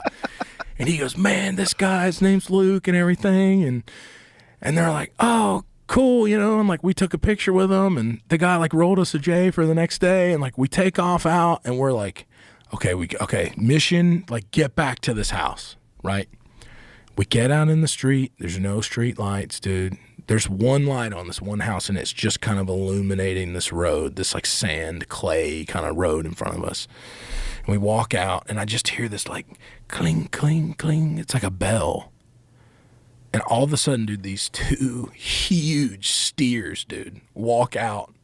Like bulls, dude, walk down this road, and, like, I'm staring down the barrel, dude, of these two massive bulls, dude, on the beach in Mexico with Dan. We're baked. We've been hanging out with these old people, dude. We're halfway lost trying to get back to this house, and we're like hiding behind this dumpster, and I'm like, is this real? Like, where are we, dude? What is this place? And we get back to the house. The bulls pass. We make it back, and it's got to be 2 or 3 in the morning at this point. Get back, and we open the slide. We're trying to sneak in. So everybody's in bed, dude. And I'm like, I feel like I was sneaking out of my parents' house or something again, but I was like 24 or 5 years old. Open the door. My manager, unbeknownst to us, is sleeping on the couch outside. And when we click the door open, he's like, oh, God. And he gets up. Like, we're freaked out. And I was like, dude, get up. I was like, I know there's leftover shrimp in there, dude. Make us a stir fry. And he was like, what are you talking about? I was like, dude, we've been hanging out with these old people. We almost got killed by these bulls. And to his credit, dude, he got up and whipped us up like this breakfast stir fry at like 3-something in the morning, dude. And, like, that was my Mexico experience. So it was a great time. That's a rural Mexico experience. Yeah, it was awesome, dude. You know who lives amazing. in Mexico? Jesse Ventura. Really? Yeah, when he stopped being governor of Minnesota, he got a compound in Mexico. Why? Well, he was doing that conspiracy theory show. I'm going to get some of this. And I think he got balls deep into this idea that America is so profoundly corrupt and dangerous. And, he didn't want to have any part of it anymore. He wanted to get the fuck out of America. And he bought a compound in Mexico. Dude, that's wild, man. Yeah. How old is he now? He's got to be like pretty old. Is he 80s or 70s? Late 70s? It's a good question. I had him on the podcast a few years back, and he's got like a little bit of a shake to him now. Right. He's got some health issues. Mm-hmm. How old is he now? 71 years old. 71. Minnesota. Wow. Jesse Ventura from Minnesota. So he was a wrestler. Yeah. Wild, man. Yeah, was a wrestler and then became the governor of Minnesota as an independent. That's pretty cool, though, dude. That's rare. That's like a rare thing to happen. He was going to run for president. He's a Predator. Yeah. He's a Predator. Right. That's right.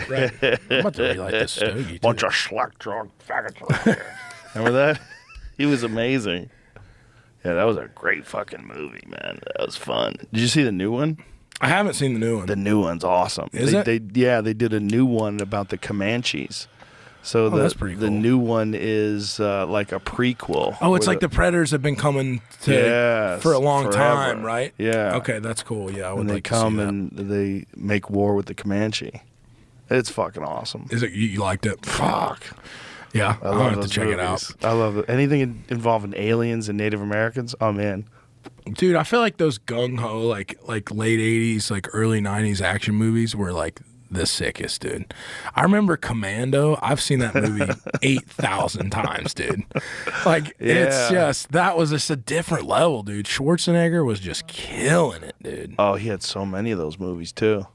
So many of those gung ho kind of corny action movies. But they were sick, though, dude. They were sick, dude. They were. Like, I mean, how many guys... Look at him, dude. He was look so at this guy. jacked.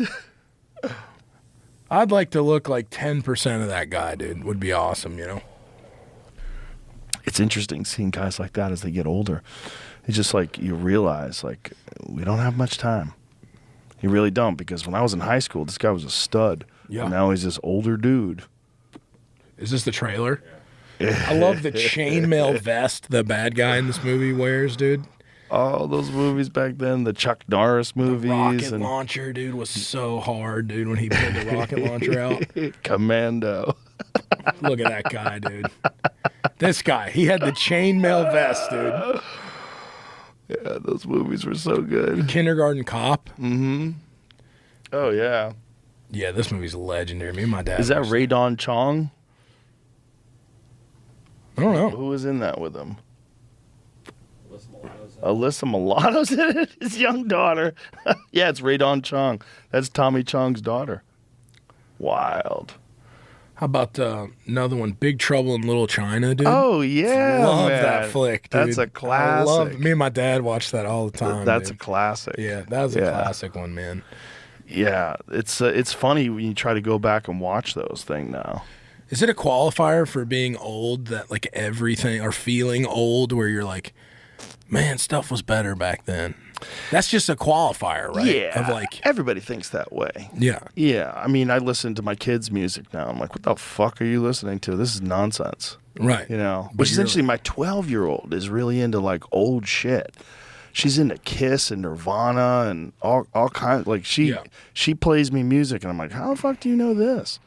Like she's into like really. My 14-year-old is into like contemporary shit, like Right. whatever's popular now. She's into that. Right. She's into a lot of rap, and my 12-year-old is into like really cool old music. What are you into, music-wise? Like, what would be... Okay, you got 5, dude. 5. Okay, you only listen to 5 artists forever. My God. And it's not... So it's technically not a favorite 5 list. Yeah, because I always take into account in this question, like, the scope of the catalog, right? So, like, if I can really only listen to 5 artists forever...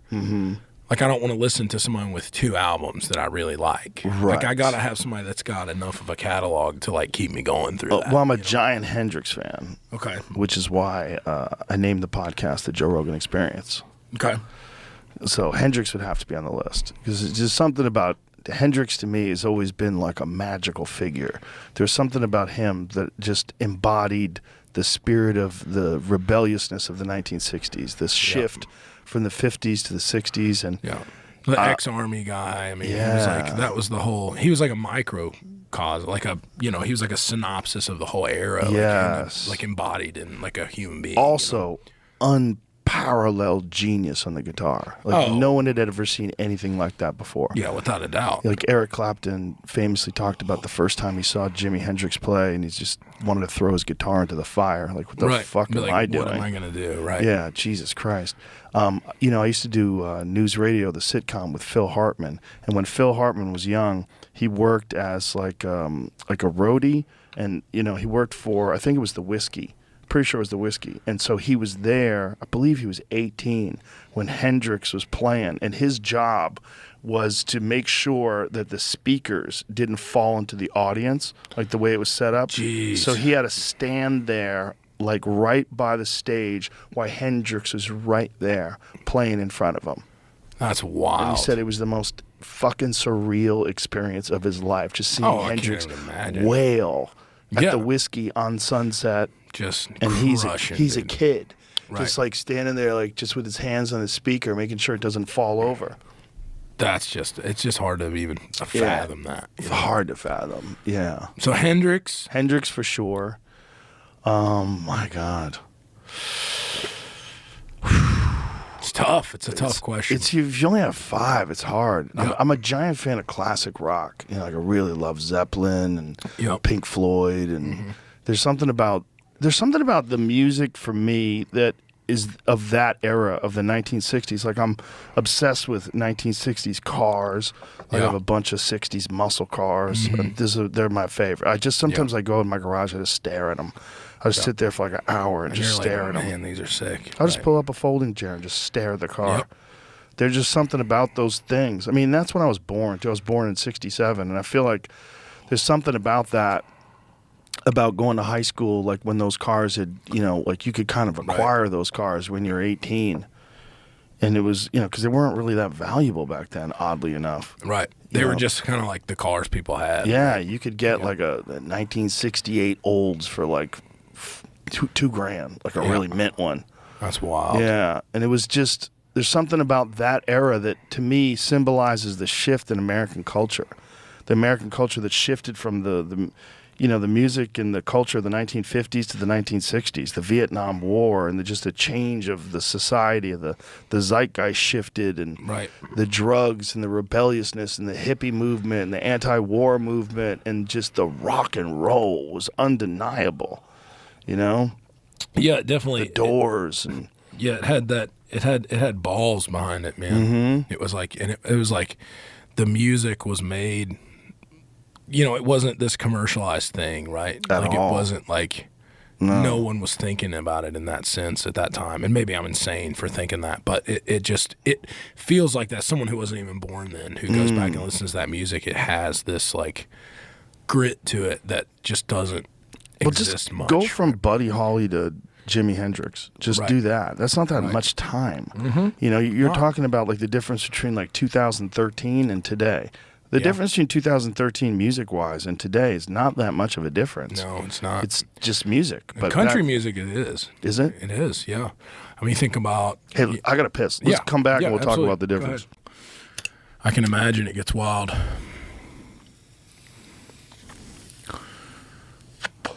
Dude, I'll get twisted, dude, on it. I get mega anxiety guy, dude. Do you? Yeah. Okay. I get like... Here's my thing, man. I used to love it, dude. And when it's good, it can't be beat, right? Right. But I feel like as I got, so like it starts out, right? Like you're in college. It's like, okay, 10 out of 10 times I'm loving this. Yeah. Right? And then the years kind of went on and it was like, okay, like 1 out of every 10 times it's not great for me. And then like the years went on and it was like 3 times out of 10. And now it's gotten to this point where it's like 9 times out of 10, dude, I'm like thinking I'm dying. I'm having a panic attack, dude. And it's like, and I hate that because it is like in my opinion, one of the best things in the world. Yeah. But like for me, it's like, it's somehow like my brain has changed where it like doesn't. Well, you have responsibilities now. Yeah, but it's like I guess I don't even think it's that. It's like it's almost like it's a chemical thing for me. And like I hate that so much because I did enjoy it so much and it was such a great thing for me. Like when like creatively or like it just to relax, dude, or like have a great time with my buddies, dude, and it's like I hate that I can't enjoy it anymore, and Luke, because I see other people enjoy it. You just got to power through. I know, but it's like it gets to this point where like be around the right people. The good power outweighs through. the bad, dude. Even if I'm with the right people, though, it's like it becomes like this thing where it's like I suffer from like really bad, like really, really, really bad OCD, like horrible. Like in what way? Okay, so it's like this weird, almost like not even like necessarily probably considered like a legit. It's like I would guess newer would be considered form. And newer in medical terms, because like the 80s is when like the first people were kind of exploring this type. It would be called like purely obsessional OCD, which is like, okay, so you think, when I say OCD, what do you think of? Washing your hands too many times, touching things before you leave. Like you have to touch things 3 times. Or like straightening this, or like straightening that. Howard Stern style OCD. Right, like you're like everything's got to be like this, or straight, or like everything's got to be right. Right. So my thing is pure OCD is right where there's these unanswered questions in your mind that can never be answered. And the ritual is trying to find an answer. Like what kind of questions? Okay, so it could be like, let's say you are super religious, right? And you love, like at your core, like your belief in God and Jesus and or any religion really is the centered part of your life, right? So one theme of it can be you have a thought. Everybody has crazy thoughts that slip through their head every day, and they come and go. It's like somebody walking by you on the street, right? They walk by and they go, oh, that was weird. I just had a thought about jumping into traffic. I don't want to. And that thought doesn't even affect me in any way. It just comes and goes. It's like a weird thought that's a symptom of my brain. Right. People like me become obsessed with the meaning of those thoughts and why they entered our brain, when really they don't mean anything. So like someone that really loves God and that's a core part of their being is they would go, well, what if I hate God? And that thought it comes and it's gone as far as it can. That thought in your brain triggers a flight or fight response. So you get this mega adrenaline dump panic attack moment. So then that gives it validity to your brain. It says, this is something we need to be concerned about. Yeah. So it starts sending that thought more and more and more. And the obsession becomes, why did I have that thought? What does it mean? Do I really hate this thing? And it essentially attacks the things that are essentially the antithesis of who you actually are, right? So a lot of people have like violent obsessions where they would have a thought of like stabbing somebody. They don't want to stab anybody. Right. Really, at the core of their being, they're probably the most gentle soul in the world, which is why the thought causes them anxiety. And so then they become obsessed. Like they get on their phone and they're like, why did I have this? Like, what are the symptoms of being a psychopath? Or why am I like this? Or what did I do this? Like, and so these themes, when you have them, they shift over time, but that period could be 3, 4, 5, 6 months at a time. And then you have another thought that's different, a different theme, and it just switches like that. And then you think back on the other one and you're like, that was so dumb. I can't believe I worried about that. Now I'm worried about, what if I'm schizophrenic and I don't know? Wow. And you're obsessed with this thing. And all my buddies know this about me, and I'm not afraid to talk about it or anything, but it's like, people ask me sometimes, like my buddies would ask me, especially in high school is when it really kind of started for me. And I think they would go, well, try to explain it to me. And the only way I could explain to you how truly bad it is, right, is if someone like murdered my whole family, I would rather them be free and live with what I had than go to jail. That's how bad it is. Whoa. And that's like, it's not an exaggeration in any way, shape, or form. I wouldn't wish it on anybody in the entire world. So it just comes in waves and you can't control it. Yeah, pretty much. I had a friend who was, he had that, and he would get these thoughts that he couldn't stop, and he didn't know why, and he would have panic attacks. And he's a comic, and he was doing warm-up for the Cosby Show. Warm-up is you're kind of like telling kind of mild jokes, and you're explaining the scene, and you're just keeping everybody engaged, because the process of filming a television show is pretty pretty arduous. yeah, there's a lot going on, you know, and sometimes there's downtime. And during that downtime, he would, you know, do kind of stand up for the crowd and work. Right. And he gets this thought in his head that says, "Don't say the N word." That would be exactly the same thing. Like So that he- would be exactly the same. He gets this thought and it's paralyzing. He's terrified he's going to say it. Right. And he can't talk. Right. So his mouth is quivering. He's trying to tell his jokes, but he's not thinking at all about what he's saying. So now he's bombing. So he's bombing, Yep. and the entire time his mind is screaming at him. You're going to say it. You're going to say it. Don't say Correct. it. Don't Correct. say it. Yep. And he That- just has a yeah. fucking full-on panic attack while Yes. he's doing. So that would be like I've never had that particular theme. Like there is a theme of that. Like people who like your brain's like you're about to say this thing, don't say it. Right. And then you're like, why would I think that? I don't want to say that, or I don't think that way, or that's not who I am. And like that makes your brain send it more. So it's right? like a broken circuit. It's a broken circuit for sure. And you like being afraid of it is what perpetuates it. So like the only answer to it is living with the uncertainty. Like let's say I'm your friend in that moment. The only way you can talk yourself out of it is you go, you know what? I might say it. Really? Mm-hmm. That's how you talk yourself out? Like, For sure. I might jump in front of this truck? Like for sure. I'm be like, you know what? I could jump in that front of that truck if I want to. And that's how you And get I'm out of okay it? with it. I'm okay with that. I'm not going to, but if I wanted to, I could, and I might, and that's okay. And like, but you like, I can't even explain to people. It's like, because it's so weird to imagine like having like if you had a thought of like I'm gonna reach across this table and just deck you one, and I don't want to, and I'm afraid of that. But if I go, you know what, I could, and I have to be okay with that. Wow. Like it's almost like a paradox, right? You're almost tricking the disorder. Because then if you don't care about it anymore, then your brain stops sending the thoughts. Because the thoughts are what's distressing. Yeah. Right? The thoughts coming in continually are what stresses you out. Because the more you have them, you're thinking, well, that must be who I am. I must be this violent criminal, or I must be this, or I must be that, or Yeah. whatever. Whatever Like, it is. I must not love my wife, or it's all these things that can never be answered, right? It's not like, what's 2 + 2? Well, we all know that's 4. These are all questions that really there is no answer to them at all. And marijuana triggers those? No, not really. I just think I just think that like it can't be something that's like no, and that's the thing is I'm not afraid of those thoughts at all.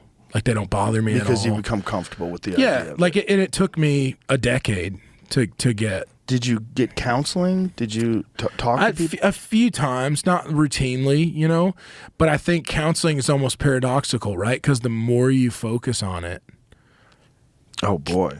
so it can become a weird slope because reassurance seeking from other people. Like if I told my best friend, dude, I just had this thought about shooting this guy, like tell me I don't want to shoot this guy.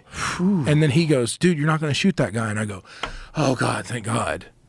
Then that you get addicted to the reassurance seeking, which then makes the thoughts come more and more and more and more and more because you're giving them attention. You're giving them attention. You're giving them attention. And it's so strange, dude. And it's like, I know, dude, that there's so many people that struggle with it and no one would ever know. I could be having them right now and you'd have no clue. Wow. I could be totally checked out of this conversation and it's almost like you're living 2 lives at the same time. It's freaky, dude. And it's like, I wouldn't wish it on anybody, dude. I wouldn't. And it's terrible. How often does it happen? Now, Yeah. almost never. Oh. But back then, I mean, I would attribute it to the majority I would attribute it to like me failing out of college probably. Like it's Right, like, like don't thinking even you're gonna be like, a loser. I don't even want no. Like What do you you mean? don't even want to go out of the house because you're on the bus to school and you're thinking about killing people. Oh, so and that's shit. why you dropped out of college.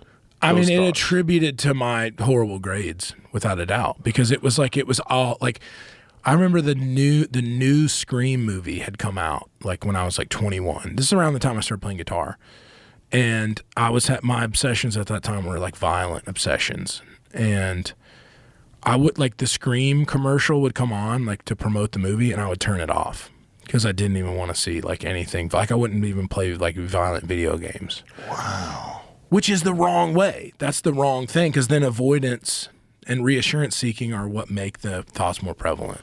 So it's such a paradoxical thing. It's so strange, man. Does anything help it? Like if you go for a hike, or if you know, It would, yeah. I mean, the more you can go out and not just, the more you hide from it. But do you get paralyzed by it sometimes? Yeah, where you for feel sure. Like you can't go and do No, anything? for sure. But then it's the thing is like that you have to now. Like if I were to have it now, you just have to continue on. And I just know now that if I have it, like it will end. Have you ever got it when you were on stage? Yeah, for sure. Oh yeah. Wow. No doubt. And it's like you feel so trapped, man. You want to talk about feeling trapped. I mean, you're in an arena with 20,000 people in there and you're like having a full blown like, and you're singing the song, Oh my dude. God. And it's like nobody would even know that. Wow. You know, but like that's that's a lonely feeling, dude. You know what I mean? But it's I if anything, I want to, I know that there's kids that are at home like dealing with this right now, and like I didn't even know what it was till I was probably 19 or 20 years old, and I'd had it since I was probably 12. And so you're just afraid, dude. You can't explain it to your parents. They don't know what to do. They're like, I don't know what to do. Like, it's just, I can't imagine some kid at home going through that right now. And like, it's just so sad, dude, to me to know that there's people that deal with it. And it's like that. It's kind of obscure, right? So it's not like this, it's not depression. Right. It's not like the hyped up, like, oh, I have depression or anxiety or whatever. It's like, I always wonder with people that have things like that are also great artists. I always wonder they run hand in hand. There's No doubt. something No doubt. about that like contributes to the depth of your art. I think it's creativity, right? So creativity can be a really great thing and a really bad thing, in my opinion, because I think the creative side of my brain that can create a song and a story from nothing, right? Like I could write a song about this, bronze skull you have here if I really had to. Yeah. And I could create a story that was at least mildly compelling about it. But I can also do that with the thought of stabbing somebody that I don't want to have. Right. And my It's the brain same just sort runs of with it. thing. It's the same circuit, right? Like my brain runs with that creativeness, and that can be a really detrimental thing to your mental health too. Did they ever try to give you medication for this? In high school, yeah. What'd they give you? It would probably be now like, I don't know, I guess like maybe like Zoloft, maybe. I'm not sure what the generic of that would be. Mm-hmm. So it's a SSRI. Yeah, it's an SSRI of some sort. And that it just didn't hit it for me, And that probably does work for a lot of people. It just never hit it for me. Did it stop the thoughts? No. That's the thing, I don't know. Like I wasn't on it long enough. I was on it for a month, and really then in terms of SSRIs, that's not even long enough for them to take effect, right? Like really, you have to take them for 2 or 3 months, I think, for them to be fully going, right? So there is some sort of like serotonin, dopamine imbalance thing going on associated with it. And I just choose to not go that route. But I think if that route works for people, then they should do that. But that just wasn't something that I was interested in, because I feel like it would have numbed like The creative aspect, the positive. or like anything that was left of like my positive life at that point. Yeah, I've heard people talk about Zoloft specifically in that regard, where they're just like it numbs them, or nothing bothers them, but nothing excites them either. They just flat. It's just kind of and I wouldn't want to do that, and Fuck that. And I think in some ways, I mean, it's probably sound nuts to say this, but I think in some ways my brain is kind of like that anyways now, and I think that may be an effect of the disorder that I've had.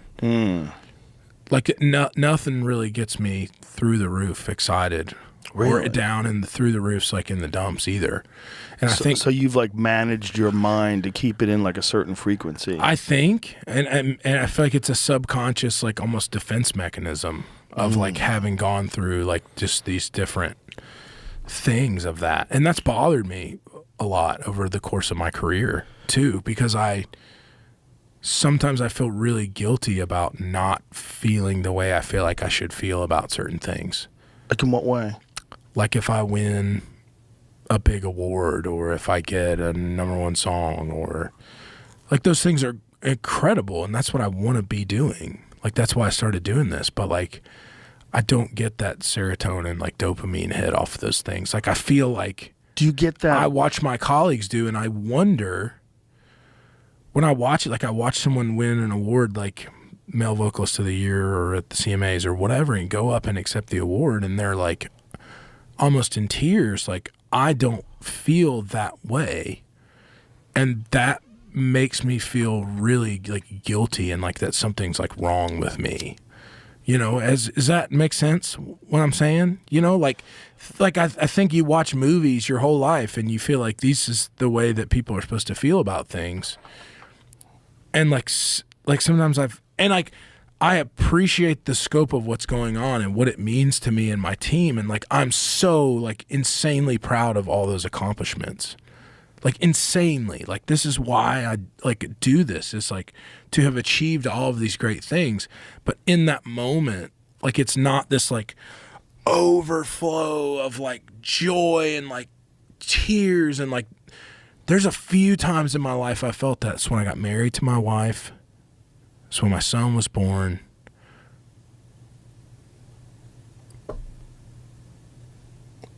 That's it, dude.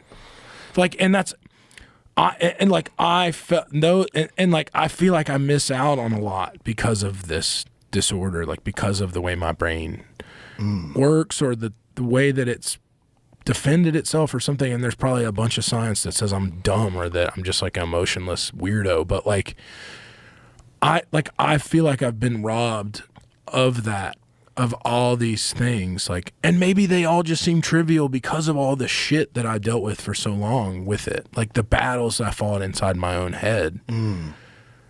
I don't know. It's hard to really explain. Like, it's hard to explain because the only way I would know is if I could somehow or another be in your brain.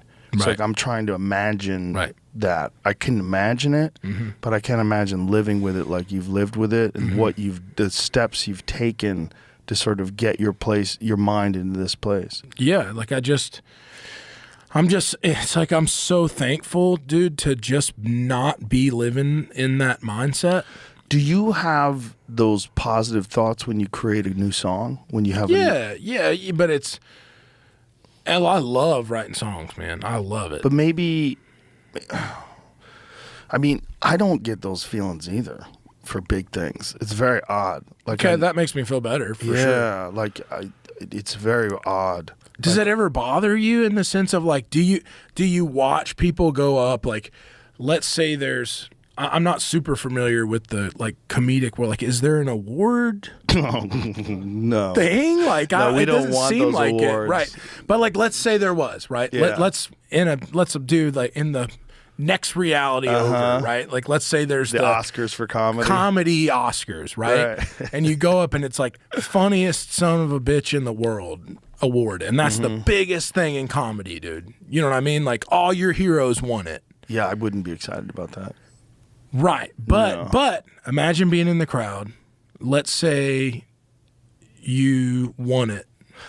Let's say you won it, right? And let's say you won it last year. Yeah. And you're like, man, it just didn't feel like it was supposed to. And you're like, I love that I won that because I worked really hard, and that's something I want to achieve. In your brain, you know that. Yeah. And you appreciate the shit of it. You have it in your house. It's awesome. You're really proud of it. And then the next year, somebody else wins it, and they get up, dude, and they're pouring the tears, dude, and they're like having this big like emotional outburst about winning this thing and how much it means to them. And then you're going, why didn't I do that? Why didn't I feel that like rush? Like, was I robbed of that rush of emotion? Like, I often wonder that about myself. Like when I see my colleagues win things that I've even won, and they can barely even talk to get through the tears. And I'm up there like, hey man, this is so great. Like, I love my wife and my team, and like everything's great. Thank you. Does that just mean I'm a different guy? Yeah, you're just a different guy. I don't. But that's the things I wonder, dude, about that kind of stuff. Yeah, I don't get excited about things like that. I don't get excited about winning things. I don't get excited about that kind of stuff. Like a great show, like even like a sellout Madison Square Garden standing ovation. I'm like, that's great. Right. But I don't think about it like these emotional big moments. My focus is always on the thing I'm doing. And that's what's important. And it worked. It's supposed to work. You worked hard to make it work. Then you did it. Good. Get back to work. That's my mind. My mind is like, don't get all fucking excited about the fact that this was great. Right. Don't get stupid. Go right back to work. So my mind is always, no matter what happens, whatever accomplishments, my mind is always focused only on the work. And we're only very on, similar then, man. Yeah. That's. But I think it's a creative thing. I think so too. Because man. what I get excited about, like I have this new bit that I wrote yesterday, and I did it last night, and it killed. And I'm like, oh, I got something. Yeah, I got something. good. I got like a seed. So for me, like bits are seeds, and those seeds are like a divine gift of the universe. Right. Like whatever it is that creates creativity, whatever it is that creates an idea that enters into your mind, and now you can give life to, and then you become obsessed with it. That's what I get excited about. I get excited about these moments, and I get excited about when they work. I get excited about making, but it's never excited for me. It's never. I'm never like. I feel that. Man. I'm the man. I did it. Never. I feel that. I never feel that. Yeah. And I feel like that because that's wasted energy, and I feel like that kind of celebrating is like, come on, man. You know what the fuck you're doing. You've been doing this forever. Like this is what you do. Like you. Yeah, it's a great show. That's fun. It's nice to have a great show, but that's not what's important. What's important is the thing. There's fucking untold how many people, million people that are into what you're doing. Like what you got to do is get back to work. Right. Like I have a massive responsibility to continue to create and to do the best I can, whether it's with podcasting or whether it's with doing stand-up or whether it's doing UFC commentary. I have like this massive responsibility to just do the best I can. So that's all I think about is like the thing that I can control. You become obsessed with the result, as in the 100%. Sense of like the process and the result. Right. And I'm the same way, dude. Like I just okay. So let me ask you this. I'm interested. So you're obsessed with the result, right? So you go up, you do your bit last night, and it fucking crushes, dude. It slams. You love it, right? Everybody loves it. And you're like, I got something. Yeah. Are you in? So after that ends and you're sitting in the green room and let's say, or you finally get home and you're by yourself, what is the thing that keeps you shoving the needle in your arm, dude?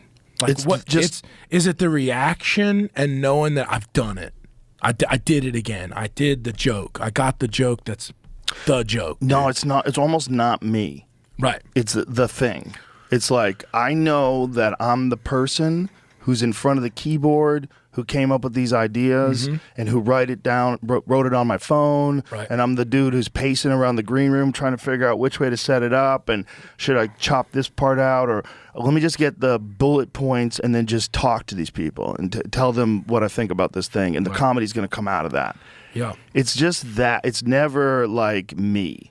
It's always it's about focused on the thing. And but it's the fact that it resonates with someone else. Yes. On such a grand scale. Well, if it resonates with me, it'll resonate with someone else.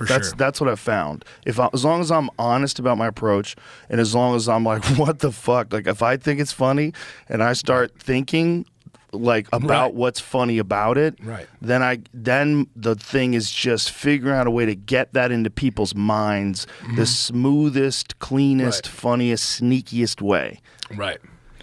You know, and it's a process. So the process is what's very exciting because the beginning is usually a little clunky because you're not exactly sure how you're going to say it. Sure. And maybe I said it right last night, but I forgot how to say it right tonight, and I fucked it up, and then I have to live with that. Yeah. And then the next day, I have to start all over again, and then I go over the notes, and I go over the fucking recordings, and I try to figure out, but it's always the thing.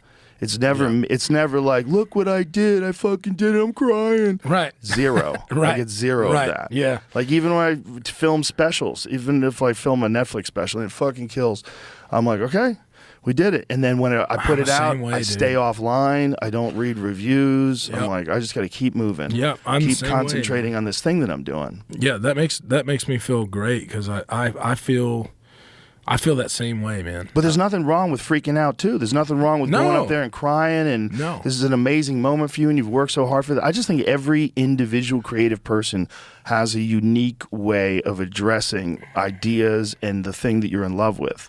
And with you, the thing you're in love with is music. And you address that music and clearly it's working. Like your process creates amazing songs. So there's something about this way you think where you don't get excited about things that keeps you in that moment. And I think you're thinking about it as a negative, but I think it's a superpower. I really do. And I think it's one of the reasons why your songs are so good. I think it's a part of your mind. And it's just like you have this unique gift of your mind. It's a unique mind. There's no one else like you. You are you. And that's what's coming out. And that's why like the award shows are bullshit. All these people clapping on cue and like, why would I get excited about it? It's the same thing has already happened. Right. The music is affected when people are listening to one of your songs in their car and they start crying. That's what's up. That's the award, right? That's the fucking award, man. And you're not going to be there for No that. doubt. No doubt. You're not even going to be there for that. Yeah. The beauty of it is when you are there for that is at a show, right? Yes. Like if you get that one person out of 60,000 or whatever now that we're doing these stadiums is like that makes it to the front row. Yeah. And they want to hear this one song because Yes. it means so much to them. And you play it and you see them. Dude, I've had many, many, many nights where it's like, I have one song in particular that's called Even Though I'm Leaving. And it's a song that essentially starts out with like a dad talking to his son saying like, oh man, like you're scared of I know there's not any monsters under the bed kind of thing. And like, I'm just down the hall, you know, even though I'm leaving, I'm not going nowhere. Right. And the next verse is, then it's the son and he's going off to war. Right.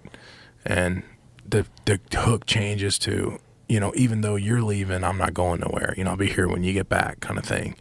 And then the last verse is the dad passing away. And it's like, hey man, like even though I'm leaving, I'm not going anywhere, you know. And like there's been many nights where like you see that person that's connected with that, like that's lost their dad, right? And they're there and they're right in your face, man. And they're just like, there's 3 or 4 people on them. Wow. Just, you know, and they're just weeping, dude. I mean, uncontrollably. And it's like, it's powerful, dude. I mean, that stuff is like, that's powerful stuff, man. And that's the reason you do it. Dude. That's it. That's why you do it. That's why you don't get excited about awards, man. Yeah. There's nothing wrong with you. Because there's nothing that's like, there's nothing that speaks to me like that does. But man. that's also why that. it's so good, man. That's why it's so good. The reason why you have this thought process behind it is like the end result.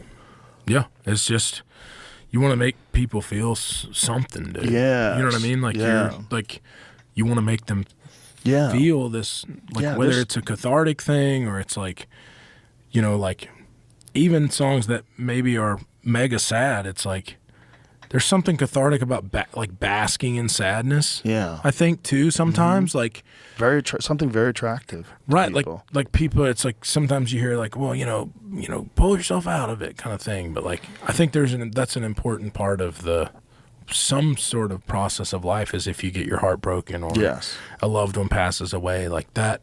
Yeah. It's inherent sadness is like part of the process, right? And it's like, that's such a powerful, like human emotion to me.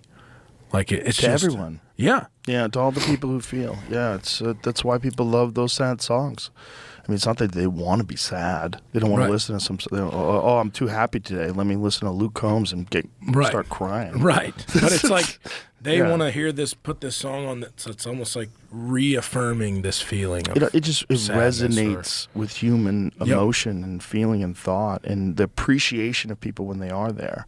You know, that's part of the sorrow, is the backside of it, is the appreciation of the people that are in your life that you love. Yeah. It's like you don't feel one without the other. It's like the two of them, they go hand in hand. They're the yin and the yang of the world.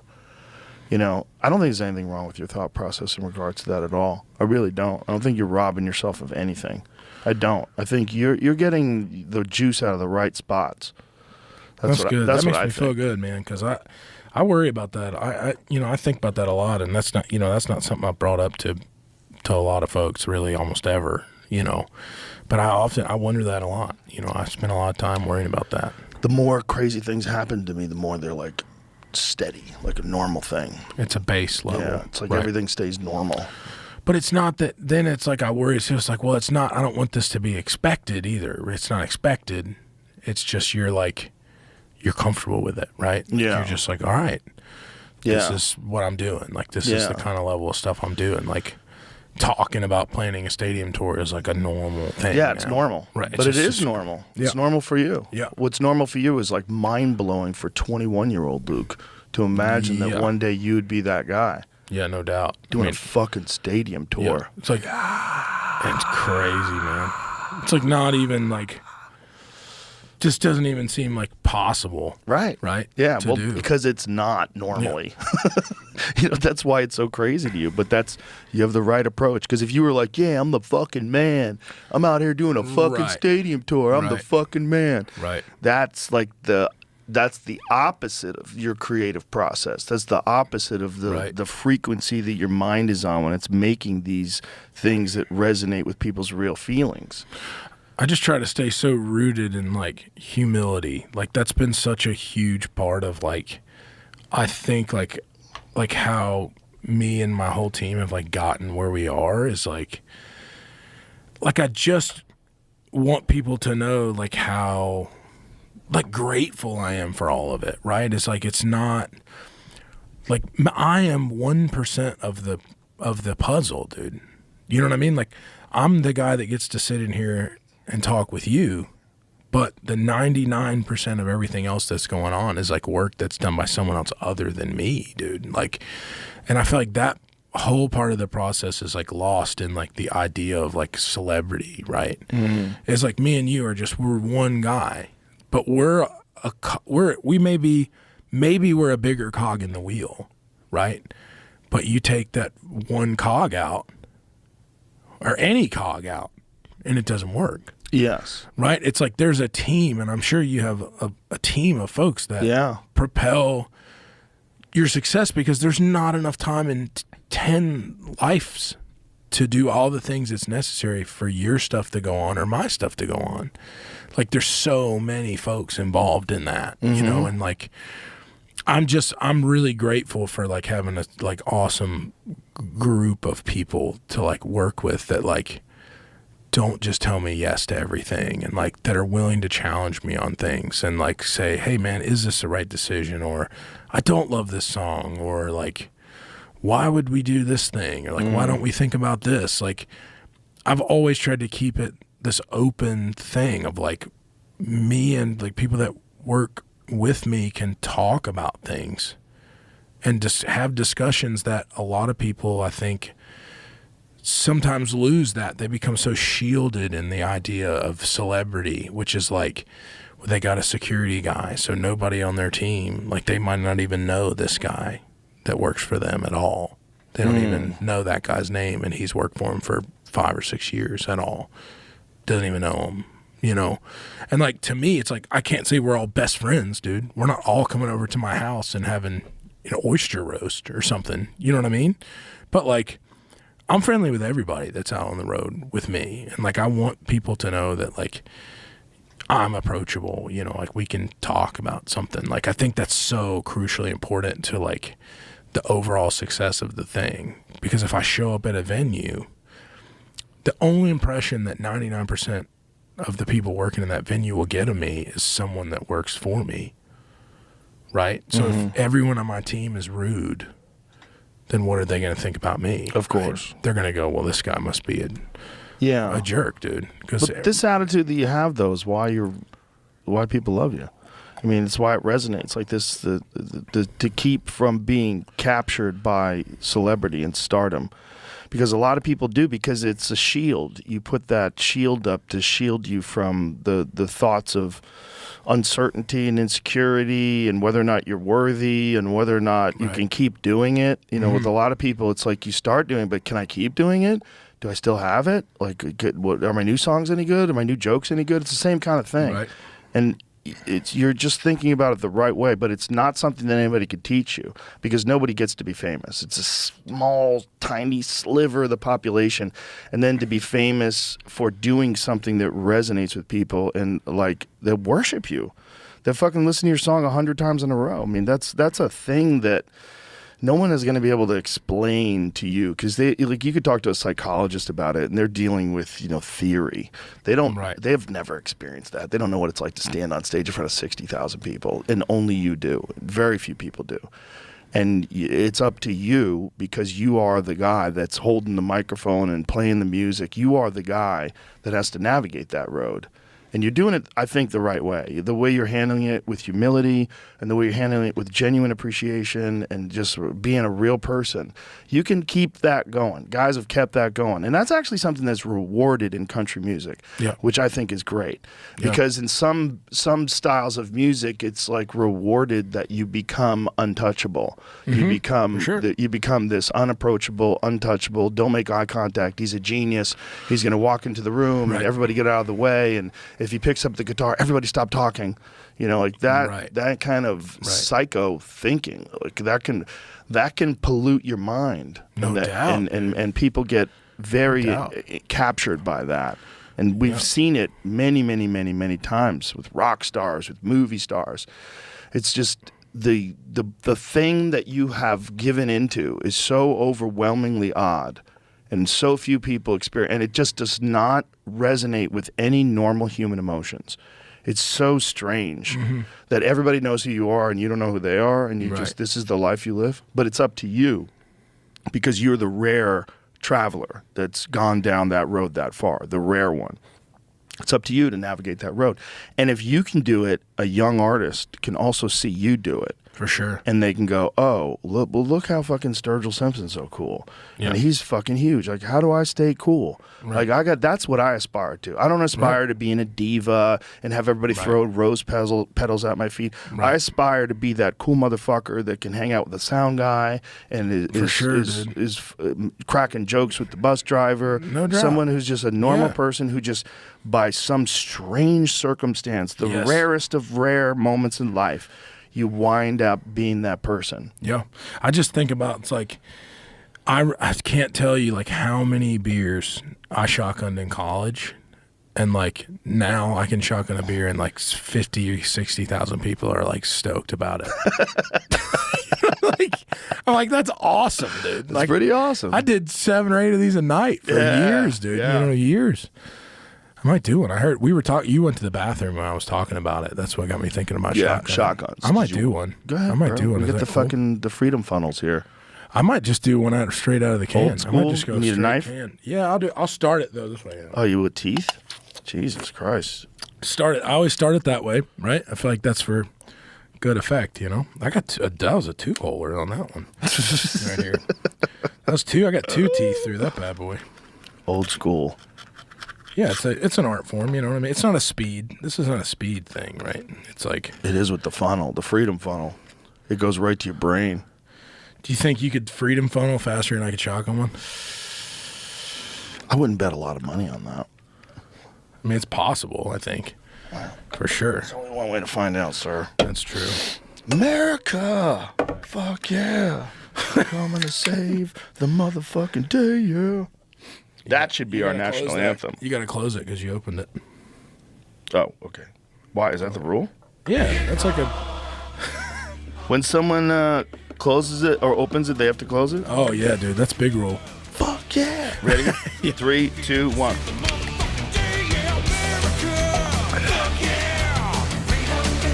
Yeah, you beat me by a solid 3 seconds. Impressively fast. You beat me by a Tesla 0 to 60. Oh, my goodness. Whew. That was good. I don't even know how you did that. It's like college. Feels like college. Opened it up and it went down. Yeah. So years of, What is the deal with closing a knife? How come you have to? I don't know. I just always heard that. Like if you open it, you gotta be the person that closes it. It's like bad luck, right? If you Really? don't- I've always heard that at least. There's a problem with those bad luck things. They get in your head, and then you think that's the truth. It's like the guys that do like flip the cigarette around.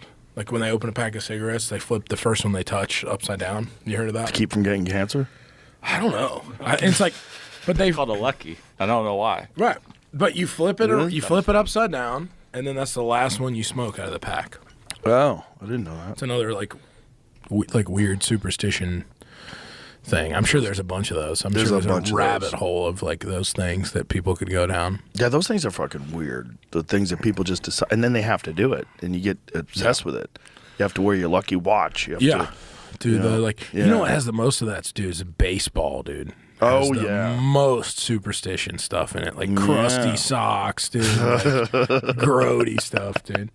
You know what I was excited to ask you about when I got in here is I'm a huge UFC guy, huge, and I don't even know if I have like what questions I would even have. I could do 3 hours just on that. Like I've just been such a fan of it for so long, like since like back to high school, you know. Like I probably got into it like obviously like I'm not OOG, dude. I'm not like Gracie UFC 1 guy. Like I was too young when that was Right. going on.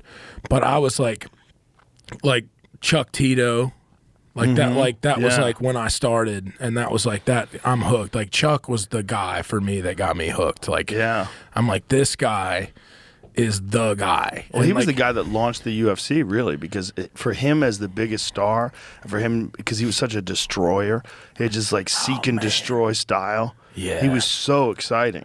when he Every one of his fights was a fucking chaotic experience. It was, man. And just the him and Randy trilogy, dude. The him and Tito thing. It was like those were the. And I remember watching like Stephen Bonner, Forrest Griffin. Like that was just a war bloodbath. Like, and I just became like obsessed. I was like obsessed with it, dude. Like it's just so primal, dude. That I just couldn't love it anymore, man. Like I'm just. Been to a live event? I have not. Oh, you gotta I go. want to so Tell me bad. when. I Tell me wanna where you want to go. go. We'll hook it up. So bad, dude. Okay, so here's me out. Okay. What's the next title fight that you think I should see in person? Well, I would say this weekend, but it's in London. Leon Edwards versus Kamaru Usman, the rematch. That fight was crazy, dude. Done. 1 minute to go. Leon Dude. launches the greatest head kick of all time. Dude, the way he feinted that punch, dude, to get him to duck into it. Dude, I remember screaming. I was at Look at this fight card, too. Justin Gaethje versus Rafael Fiziev. Rafael Fiziev is a fucking assassin. That is going to be a wild fight. That is going to be a wild fight. oh man, I'm just eat up, dude. Yeah. That fight, Leon Edwards and Kamaru Usman, though, that's for legacy. I mean, Usman is, in my mind, up into that fight, he's the greatest welterweight of all time. And Leon Edwards lands that one head You're kick. you're going over GSP. Yeah. I think if they That crushes fought, me. I think That crushes me. I just think the level of competition he faced is higher. You think so? Yeah, but it's just because GSP was so good, he raised the bar. He raised it to the yeah. level it's at now. You're Yes. saying, right? But I think if you look at GSP's victories, I mean, he beat some very good guys. But I think the guys Kamaru Usman beat, Colby Covington, Jorge Masvidal, Tyron Woodley, I think they're better. I think Masvidal's GSP level. Yeah. Really? Yeah. I think if Masvidal was around during that time, he would be dangerous for everybody. I think he's on another level. But I think everyone's on another level now. I think like the Masvidal that knocked out Ben Askren, that was one of the craftiest fucking moves everyone's ever done. For sure, man. He That ran out. He went just- sideways and Yeah. then ran straight at him, and Yeah. Askren's instincts kicked in, and he kneed him into Just- the dark lands. Oh man, Just that was one brutal. shot, boom, Yeah. into the shadow realm. Yeah. I mean, Masvidal. I mean, he knocked out Eve Edwards with a fucking head kick back in the day. He's a killer, dude. No doubt. He's a fucking assassin. He's a killer, dude. No doubt. He's an assassin. He had bare knuckle fights in the Kimbo Slice days. The Kimbo Slice era, Yeah. dude. The Masvidal's YouTube a video gangster. area. Masvidal's a gangster. It's- He lost to Colby Covington, but I feel like Colby Covington if it wasn't for Kamaru Usman, would be the welterweight champion of the world. I think Colby's that fucking good. He's like, just Usman was so up into that Leon Edwards head kick. So good, dude. It was like, and I can agree with you watching those later, like after, like, so the last fight GSP lost, right? That's Sarah, right? Mm-hmm. So he lost Sarah and then avenges the Sarah. He should have lost to Johnny Hendricks in a lot of people's eyes. You think so? Yeah, before he retired. A lot of people thought that was not a just decision. I'd have to go back and rewatch it to see if I agree. But, you know, it was like the amount of fights that he had, the stress behind. Now, don't get me wrong. He's absolutely one of the all-time greats. Yeah. One of the all-time greats. I'm not looking at it like saying like he wasn't as good as Kamaru Usman. I'm saying what he did was not as impressive as what Usman did. With the competition. Yes. Right. If you look at the fact that, you know, he got armbarred by Matt Hughes when Matt was in his prime. Yep. He got knocked out by Matt Serra. You know, and those are, you know, Matt Serra was a murderous puncher, and he took that guy for granted. Yeah. And Matt fucking caught him, and Matt could do that to anybody. And then eventually they had a rematch, and he beat Matt up in front of the fans in Canada, and it was an insane event. Like, he's an all-time great, and I love him to death. But I feel like if I look at the level of competition he faced and the level of competition Kamaru faced and what Kamaru did to those people, right? You got to understand, Kamaru, when he was coming up, no one would speak his name. He was the boogeyman. Right, because nobody wanted to fight him. Nobody wanted to fight him when he was coming up. Right. Everybody would say, you know, give me this guy and give me that guy. Right, and they wouldn't say nobody was saying him. Kamaru Usman because he was smashing people. Right. And he was doing it with destroyed knees. Yeah. That guy's mind is so strong. Yeah. His fucking knees are so bad, he goes downstairs backwards. Yeah. Let me ask you something that has been intriguing to me, and this is a fan who I would say I'm above casual fan, but below expert knowledge fan. Right. So I'm not a guy that watches every 5 pay-per-view. I'm a guy that buys every pay-per-view.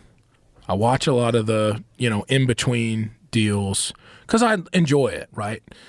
But I'm not a guy who's like, oh, dude, he's, you know, the way he got into that Darce is like, I can do some of that stuff, but I'm not expert level. So, right. And I'm interested to hear your take, and this is as a fan who doesn't know these guys at all and has nothing against them. But I remember, and I think in my mind is undeniably the GOAT, as again, a just above casual fan, John Jones. John Jones is the GOAT. He's the GOAT. Now it's undeniable. It's undeniable. There was all this debate until he submitted Cyril Gane and became the heavyweight champion. No one can fuck with that. Smashed him, bro. Smashed him. And Cyril looked kind of unbeatable up until the Francis fight. Well, the Francis fight exposed one aspect of his game that you're never going to beat John in, and that's the wrestling. Yeah. And then everybody said, well, he didn't know that Francis was going to wrestle him. Given. Francis is not the caliber of wrestler or even in the realm of John Jones. No doubt. John Jones has been wrestling since he was 12 years old. He took down Daniel Cormier, who's an Olympic-level wrestler. Yep. There is not a guy in the world that can say that you could start wrestling at 29 years old. I mean, you'd have to be the freakiest of freak athletes to be able to compete with that guy to start wrestling when Cyril Gane started wrestling. Right. The gap is just too wide to cross. Right. So I think what I was thinking is, and when I bring up John Jones, is I remember the first John Jones fight I watched was when he got DQ'd against Matt Hamill. Okay. From the 12-6 elbows. Yeah. Right? That was my first experience with him.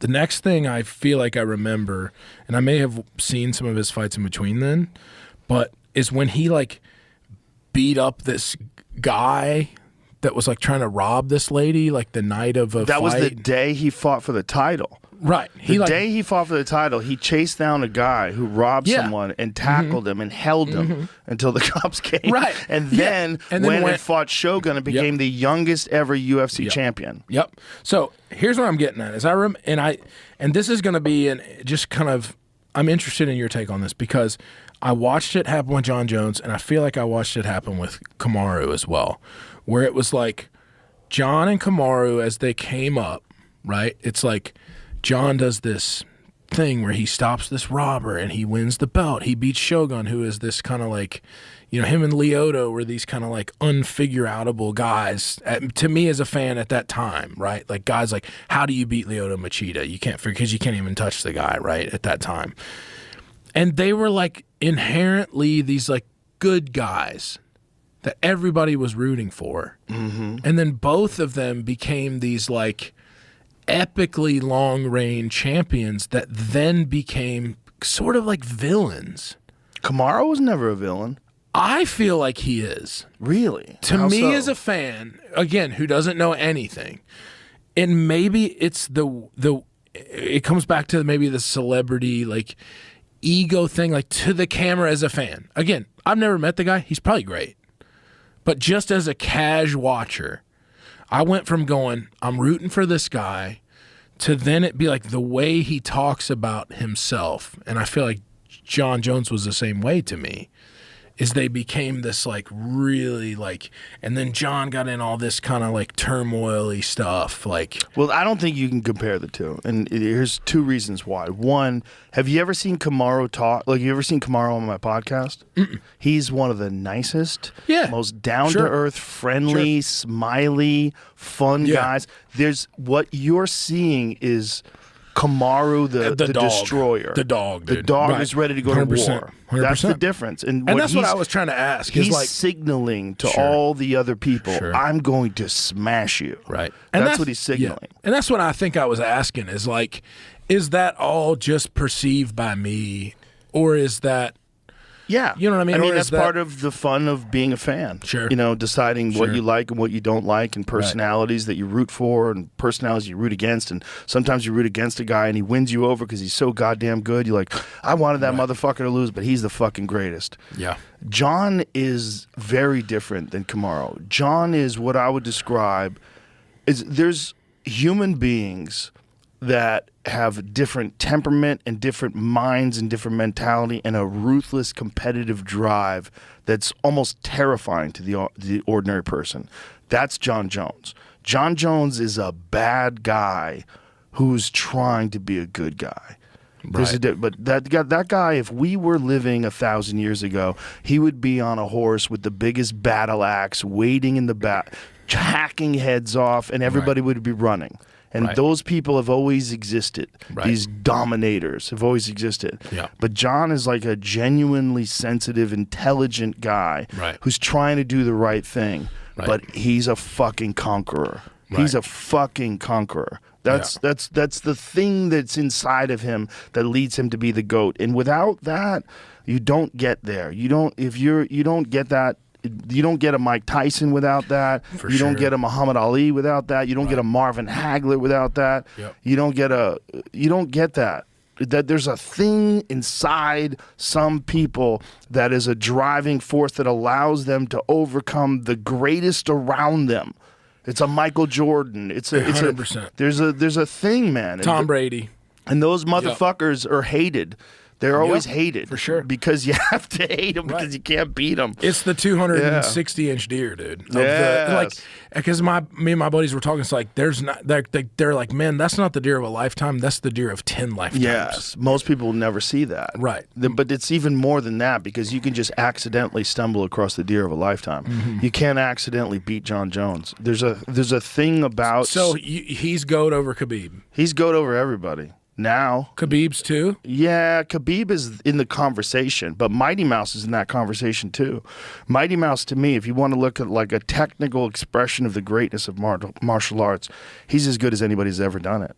When Mighty Mouse was the flyweight champion, and the only problem is besides Cejudo and a couple other guys like Benavidez, and he was not dealing with guys that are of the caliber of the guys that John Jones was facing. John Jones was facing Gustafsson, Glover Teixeira. He was facing Daniel Cormier. He was facing the elite of the elite, and he never fucking lost, even when he was doing coke and he wasn't even training.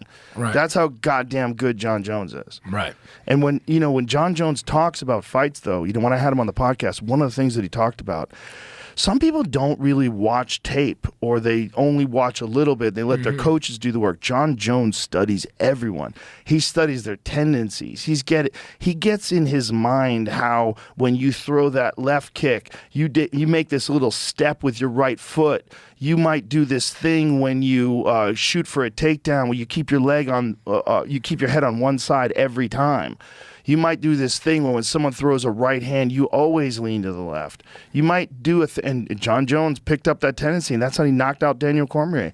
He knew Daniel Cormier has a tendency to duck towards his right side because he goes for that single on the left leg, and John caught him with the perfect head kick. But it wasn't by an accident. He set that up. He set it up just like Leon Edwards set up that head kick on Kamaru. There's a beauty to that that's just, man, in the middle of chaos and anxiety and fear and the fucking fog of war, you figure out a way to connect with this thing that you saw in tape and in training and in preparation. Right. So it's with John, it's not an accident that he's the GOAT. Even with his lack of training, even with it's just like he's so fucking talented that he almost needs another John Jones to make him compete the way make him train the way a lot of these other guys do. Like, he's so good, he can beat those guys without being challenged by someone like him. Right. Because John Jones has never faced a John Jones. Right. True. That's what's crazy. He's that fucking talented. And so to be a GOAT, you need all of those things. It's like sometimes a talent is so great that even the fact that they don't work as hard, they're still better than everybody. That's John. That's why John's so good. And he's still, you saw he's still in his prime. The way he fought 3 years out, and he fights a heavyweight who's a 240-pound ripped heavyweight. He's never fought a guy who can move like that and strike like that at heavyweight, and he just shut all that shit down. Dude, that video of him training a couple weeks ago where he throws his training partner. Yeah, dude, Walt Harris. I was like, oh, Lord. I was like, he is going to demolish this guy, dude. I was up until the day of the fight. I was like, I don't know. I was with Cam Haynes and my buddy Tommy Jr., and we were talking about it. I was like, I don't know, man. I mean, he had a hard time with Dominic Reyes, and Dominic Reyes is like not nearly the striker that Cyril Gane is. And I was like, I don't. And then the day of the fight, I don't know what it is, man. I'm like, I think John's gonna run right through this dude. The day of the fight, I just had this feeling.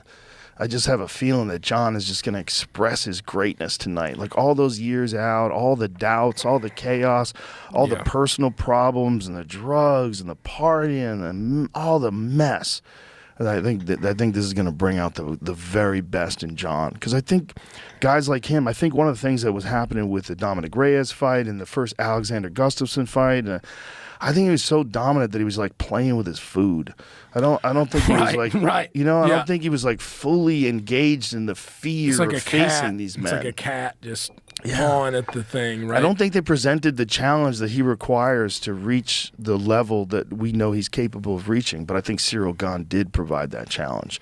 Yeah. And I think he knew that going up to heavyweight and winning the title and just winning it easily the way he did, all debates are off. Think he goes back down to light and tries to win that? No, if he stays did, at heavy. he would win it. Right, he would sure. win it. But you know what? Let me tell you something, man. Jamal Hill is no fucking joke.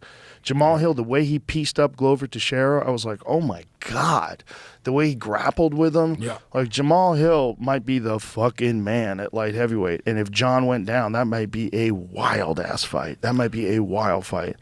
But I think John is done with the starving himself and depleting his body to make 205. And now that he's the heavyweight champion, I think he beats all the best heavyweights that are available. And then he goes down in history as number one. Right. And good luck catching up. Who's he fight next? Stipe? Stipe. July. You should go. Yeah, I love Stipe too, man. Can you make it? Probably. Yeah, July. Where's it at? Vegas? That's Vegas. Yeah, Vegas? that's the international fight weekend, and that's the headline fight. That's going to be if as long as someone doesn't get injured. Sure. They make the deal. Yeah, T-Mobile Arena. Let's fucking go. July 8th. Now, is this TBD versus TBD? Like they haven't decided They yet? just haven't announced it yet. There's nothing. But it's past- online, isn't it? I don't. I saw it on a bunch of but I just Yeah, read could it be? some sketchy websites. I Does it wouldn't get believe it me? until I see All it here. speculative. Yeah, It's all I would speculative. imagine that if I was the UFC, that is the biggest fight you could make, and that there's two events, there's three events that are like the biggest fights the UFC can make. Madison Square Garden, that's the biggest fight the UFC can make, and then there's International Fight Weekend, those are the biggest fights UFC can make, and then there's the December one right before New Year's. That's generally the three biggest cards the UFC can make. Like multiple championship fights. So if John and Stipe, I mean, that qualifies as, Stipe, if you look at his record, you look at what he was able to do, he's the most successful heavyweight of all time. He defended the title more than anybody. He's the first guy to beat Francis. Stipe, he's the fucking man. And he's a legit, bona fide heavyweight, never been a light heavyweight ever. I think Stipe and John is an amazing. It's Stipe's. It's towards the end for Stipe, Right. but he's still a great fighter, and he's also had a lot of time off since the Francis loss, which is great. Rest up, heal up, and he put on a lot of weight too. He put on a lot of mass. He's like 250 now. Really? Yeah, I felt like he was too small for the Ngannou rematch. He thought he needed cardio because he beat him with cardio in the first fight. He beat him with his durability because he got caught with some big shots and then took him down and then outworked him. Like Francis went all out to try to knock Stipe out At the very beginning. and when he couldn't, Stipe dominated him, and it was one of the best victories of Stipe's illustrious career. But I think that going into the second fight, he had that sort of same approach, but this time he reached a patient Francis. This time Francis was just looking to just nuke him, and he wasn't just running at him. He was using technique, and he was just far more evolved as a fighter than he was the first time they fought. And Francis just fucking annihilated him. And but the thing is, Stipe came into that fight light, and I think he was in the 230s. If I remember correctly, maybe 240 at the most. And he decided, you know what, I got to bulk up. I got to get bigger. And he got bigger for this John Jones fight.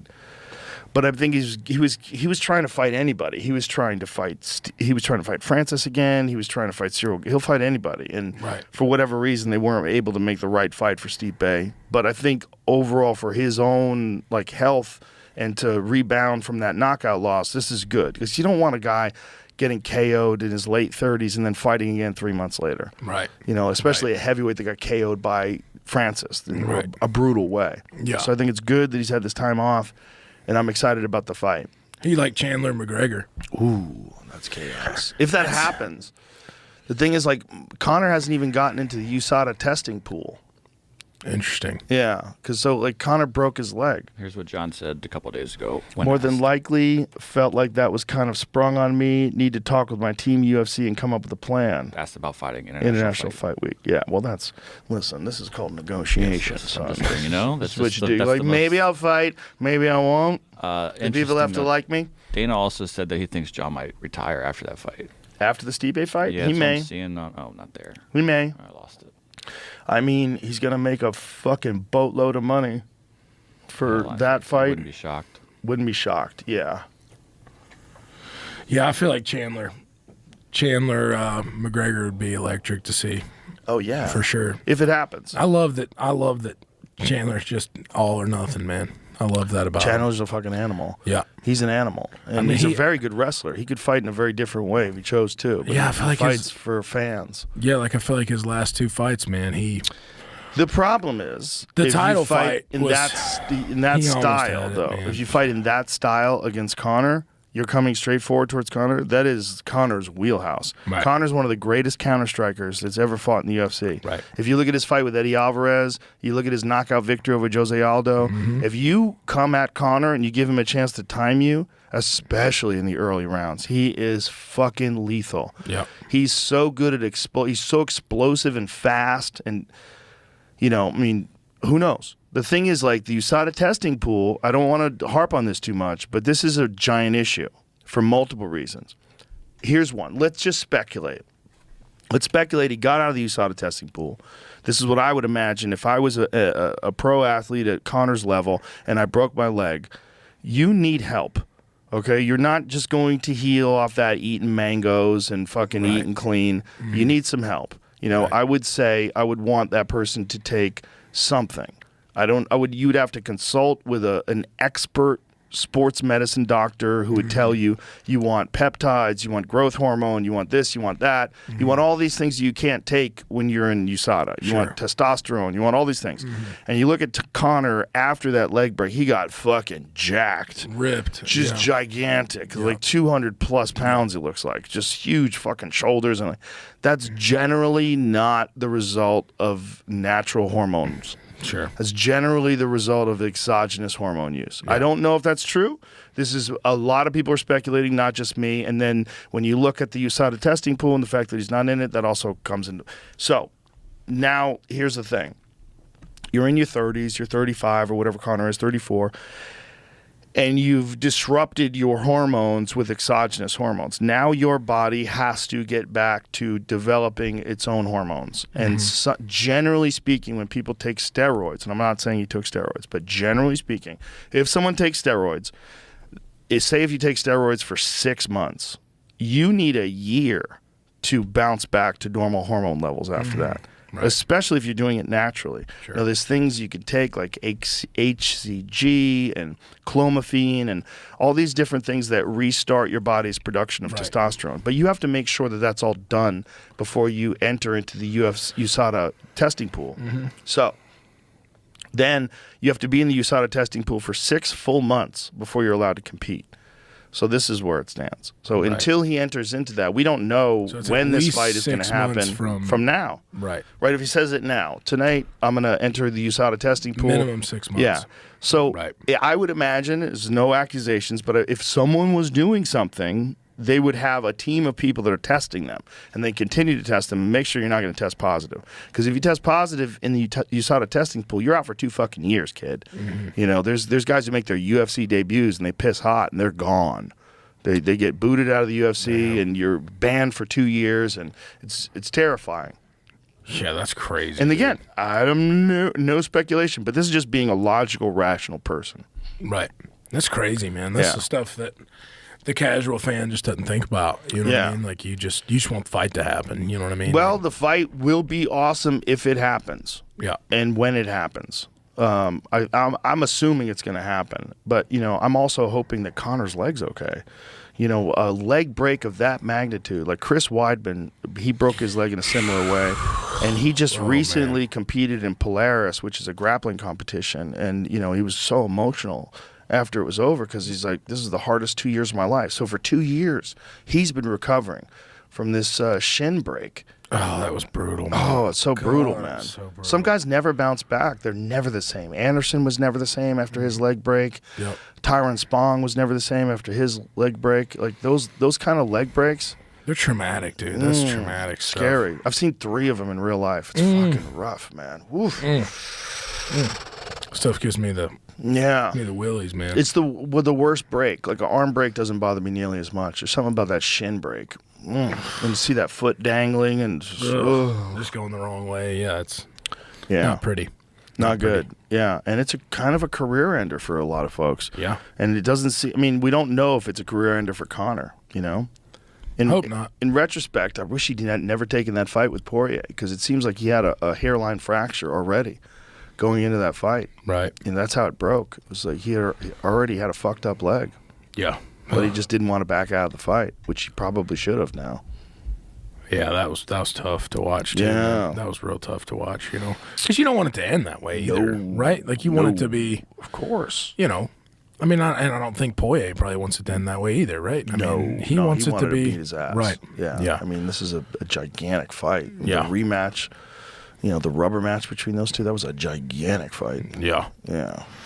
Connor was wild back in the day, man. He still is. Yeah. I mean, I don't know. I mean, who knows? I mean, he might come back. He might be the first guy to come back from that leg break and be able to compete at the highest level. He might come back and nuke